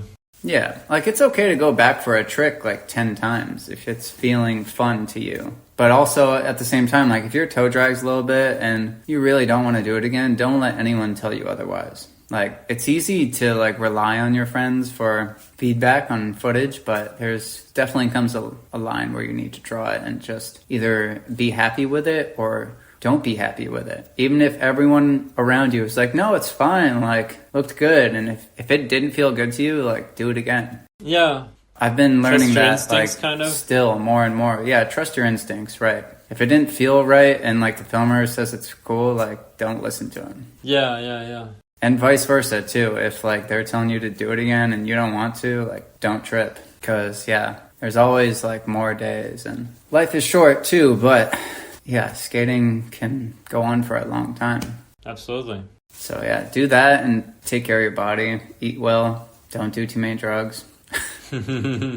Yeah, just don't get caught up in like partying too much. All right, I'll have you listen to the next one. Once we went into a bar while experiencing some LSD. The bar was covered in many, many different colors, textures, light sources, like the Rainforest Cafe. I looked at Cookie and I said, "Cookie, how are you feeling?" He responded, "I'm like the stuff at the top of the quarter pipe. I'm coping." Of course, my mind was blown by the extensive usage of the word coping, its double meaning. I often find vocabulary to be fascinating, as Cookie and I both share that love for English. Cookie, what's one of your other fascinations about humankind, its reaches for the stars, and our uncanniness to see things that others just can't? Damn, that was great. Yeah, great question. Did you recognize who that was? That was Evan Smith. Of course, yeah. Thanks for that question, Evan. Very enlightening. This is good. I like questions that get your brain moving, you know? Yeah, it's fun and all to like just say the cool places I've been, but I'd rather touch on like something like this where it's like, what part of like humanity like fascinates me the most? is basically what he was saying, I think. A fascination about humankind, yeah. Let's see. I guess like it's our abilities to adapt to our surroundings is like pretty incredible. And it can either bite you or like help you shine. Like if you're hanging around a bunch of timid people who only want to go to manual pads, like that's what you're going to excel at and that's what you'll end up doing. But if you're skating with dudes or if you're skating with people, it doesn't matter what gender. If you're skating with people who want to skate handrails or like big quarter pipes and concrete parks, like your comfort and confidence in those areas are gonna excel. Yeah. It might not happen all at once, but you go on enough camping trips or like road trips with people and they want to go to like a handrail to start the day off or end it at a big concrete park, like you're gonna start going a lot faster and finding yourself more confident throughout life. Yeah. It's gonna push you, for sure. Yeah, so it's like the crazy abilities our bodies adapt to without us even knowing it. That's pretty fascinating. And it's a handy reminder often to just try to keep things moving and not skate the same thing all that much. Mm-hmm. Even though I would love to be like the best technical ledge skater in the world, I'd rather be like a moderate skater in all different avenues than like the best at one thing. Yeah. Well, you're definitely not moderate at anything, and like you're definitely excellent at a lot of things in skating for sure. Thanks. No, I'm not trying to put myself down at all either, but it's just fun to look at the world and realize that so many different types of people and places to ride our skateboards, and gets me psyched to think about. Mm-hmm. I want to grind more coping, more pool coping, natural pool coping. Okay, I have two last questions. I have one from your brother Ben. So let's see. He said, what was your favorite Sunday to get at Friendly's growing up? I hope I'm saying this right. And he said, what was your favorite creamy order growing up? Creamy is Vermont speak for soft serve. That's right. Lots of food questions today. For sure. Topic of ice cream. God, I think there were names for these, but it was like a brownie type at Friendly's, the ice cream place in Williston where we grew up. Mm-hmm. I get this like blend of kind of like a milkshake consistency, but with chunks of brownies in it.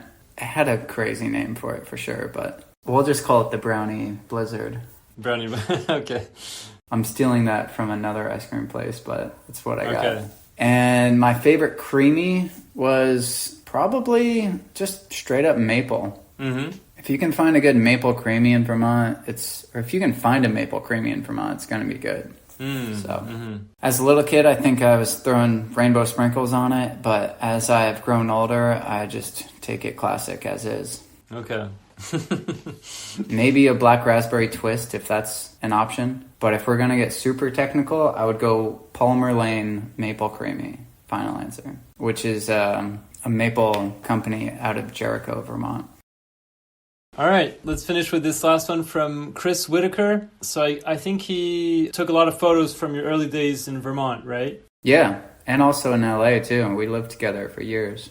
So let's see. He said, over the years, we've joked about how Chris's skating is like a fine wine getting better with age. His consistency on and off the board and dedication to his craft over the last 15 years has proven hard work, staying true to who you are, and good daily habits lead to success. My question for Chris is, there's a famous investment quote that reads, time in the market beats trying to time the market. You were never one to jump on trends or be something you're not. You've always had a calm and collected consistency about you. Can you tell us about your daily habits for financial, mental, and physical health that have allowed you to continue thriving as a pro skater over the years?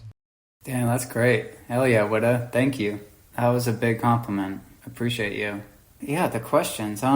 What allowed me to stay consistent and like persevere more or less? Yeah, the daily habits, like on all areas, kind of financial, mental. Financially, physically, mentally. Right, yeah. I try to save money when I can, you know. I've definitely seen my bank account go like up and down over the years, and I don't lose sleep over it usually, but I also check it often and try to like make sure things line up, you know. Yeah, sure. Working side jobs helps, you know.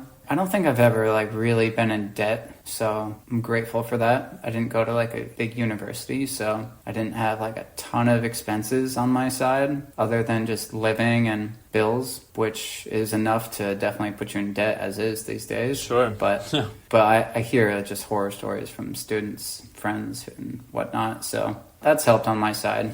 And I think just having parental support, not financially, but like mentally. A little bit of finance here and there. Like I was on my parents' phone bill for the first few years after I moved here, but they kicked me off it. I'm actually technically still on it, but I have automatic payment set up to my mom every month, and we just sort things out that way.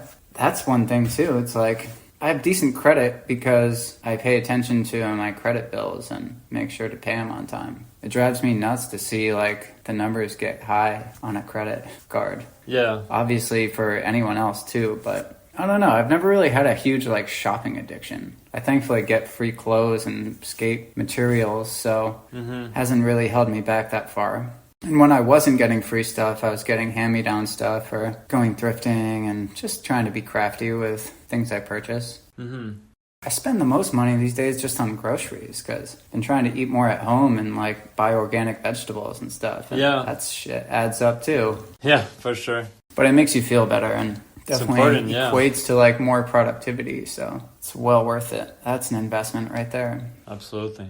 Yeah. Mentally, I think like making art over the years has added to my like mental stability. And even when I like can't skate for like a couple months on end, if I like bruise my tailbone or like hurt my knee, I find making art as an avenue to stay sane. Yeah. It's not always the most lucrative option to use your time if you can't skate finance-wise, but I remember working side jobs still being hurt and you just move a little slower.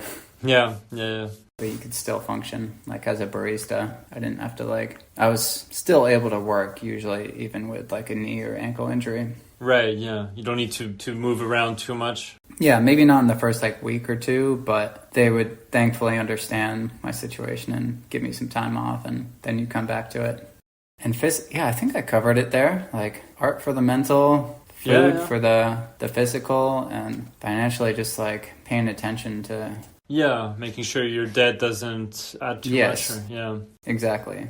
On the mental kind of side of things, you mentioned your girlfriend who's a coach, a life coach, I believe. And I was wondering if she had, I'm sure she must have helped out even indirectly kind of throughout the time that you've been together, probably recommended some stuff that maybe you've picked up. Like, I don't know if you do like yoga or write down stuff in a journal, or are there things that she kind of taught you or showed you that you've picked up since you've been together? Yeah, absolutely. My girlfriend, Jaden Hummel, she's been monumental in helping me just get a better grasp on life and finding joy in the little things. Anytime you get like overwhelmed or frustrated, she always tells her clients, or she offers her clients a practice based around the mornings and finding gratitude. So the gratitude morning, like basically through journaling and just appreciating that you're alive and you have a whole day ahead of you. Like she says, I woke up breathing and everything else is extra. Yeah. Okay. So it's like just little things like that really help sometimes if you're just going through it. And it helps to realize there's someone out there like dealing with something a lot worse. Yeah, for sure. It's kind of like stepping out of your own situation and looking down at the world, including your own life, and just realizing like there's a lot going on at play here that's more than what we are. Absolutely. That always helps, just stepping out of your own shoes and understanding the bigger picture in life and how everything functions and works. It helps me remember that any issue I have isn't that serious or permanent. That important or yeah. Just linked to everything we just mentioned, I was wondering how do you take care of your body to be able to keep skating at your level, basically? Do you exercise a lot? Do you do yoga? Do you go swimming? Do you go see a chiropractor? Like what kind of routine do you have to, stay in good shape and be able to skate at a very high level? Great question, but I just want to touch on one more thing that Jaden's helped show me. She has a lot of good mantras that she shares through her work, and One of them is that comes to mind is I belong in every room I walk into, which is just proving kind of convincing. Well, it's telling you that no one's better than anyone else. Like, it doesn't matter if you're like in the room with the president of like anything. Yeah. It's like there's no need to judge others or feel judged, and just to live your life like as who you are and hope that people like you. And if not, then that's their fault or their loss. Yeah, absolutely. Obviously, you want to be aware of like people and feelings and how you're making others feel. But I always just like that mantra, like I belong in every room I walk into. Yeah, absolutely. Yeah, that's an interesting one. But back to your question of how I maintain myself at a physical peak.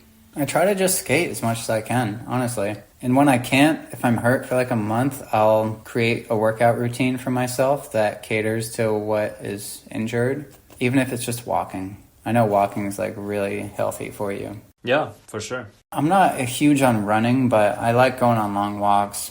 Even if my ankle is like swollen or something, it's good to get off the couch and like move around and function. Motion is lotion. Yeah, exactly. And just do some research on it. Whatever's hurt, you know? There's a lot of quality information out there. Maybe not like WebMD, because you'll go crazy looking in there, but looking at like physical therapists and even visiting them helps a lot too. I used to go to Dr. Dave a lot when he was practicing in San Juan Capistrano. I think he's working in Mexico now doing like stem cell research, which is pretty cool. But yeah, there's a lot of qualified people out there helping skateboarders stay healthy and create more longevity. I don't know if you know this pro skater from France, Leo Valls, skates for Magenta. I know of him. I don't know him personally. So Leo, his wife is a yoga teacher, and so he's done a lot of yoga in the last few years. And he told me recently that he has a routine in the morning where he stretches first thing in the morning. Like he gets out of bed before even, going to the toilet or having a glass of water or anything. He stretches for like a few minutes, maybe 10, 15 minutes or something. And cool. I just thought it was interesting. And I was wondering if you had any kind of a stretching routine and if you do stretch before you go skate. I personally don't stretch all that much. And if I do, I only stretch after I'm warmed up. Okay. If I broke a sweat and I'm waiting to like kill some time for something to happen, I'll do a couple stretches, like calf stretches where you like stand on a slope facing upwards and lean forward. Or if you prop your leg like up on a hip level bench and place it like at 90 degrees. That one always helps. But I find it extremely uncomfortable to stretch when I'm not warmed up, like right first thing in the morning. Okay. Maybe sometimes I'll do like I don't know if I have the phrase right, but like a downward dog stretch in bed right when I get up, but that's about it. And I think it's just subconscious, like for like 5 seconds. I find it more beneficial to stretch like after skating. Like even if you spend 2 hours in a van and you get to a rail, like you won't stretch before doing that, for example? I mean, I will, but I don't realize I'm doing it, I don't think. Okay. I'll like prop my leg up on a bench and just kind of like let it stay extended. But I'm not going to like reach for my toes usually and like time it. Maybe that's not the way to go because I'm not the most flexible as I could be. So I got to work on that. I think picking yoga up would help. Yeah. But I mean, you're still young and you're obviously skating at a great level, so it doesn't seem like it's slowing you down in any way. So thanks. I think I'm probably stretching more than I realize. It's just become second nature now. Yeah, well, let's wrap it up here. Yeah, thank you so much, Chris. This was a pleasure. For sure, yeah. Thanks for having me on, man, and reaching out to all these friends. That was really cool to hear from them and get your take on some of these things too. That's it for my conversation with Chris. Follow him on Instagram at Chris Colbourn. Colbourn is spelled Colbourn. Go check out some of his art projects on his website, chriscolbourn.com. And while you're at it, go visit shop.chriscolbourn.com to buy some of his art and merch. And of course, treat yourself to some of his amazing video parts. I'll put some links up on my Linktree page. Thank you for tuning in. See you soon for a new episode of Beyond Board.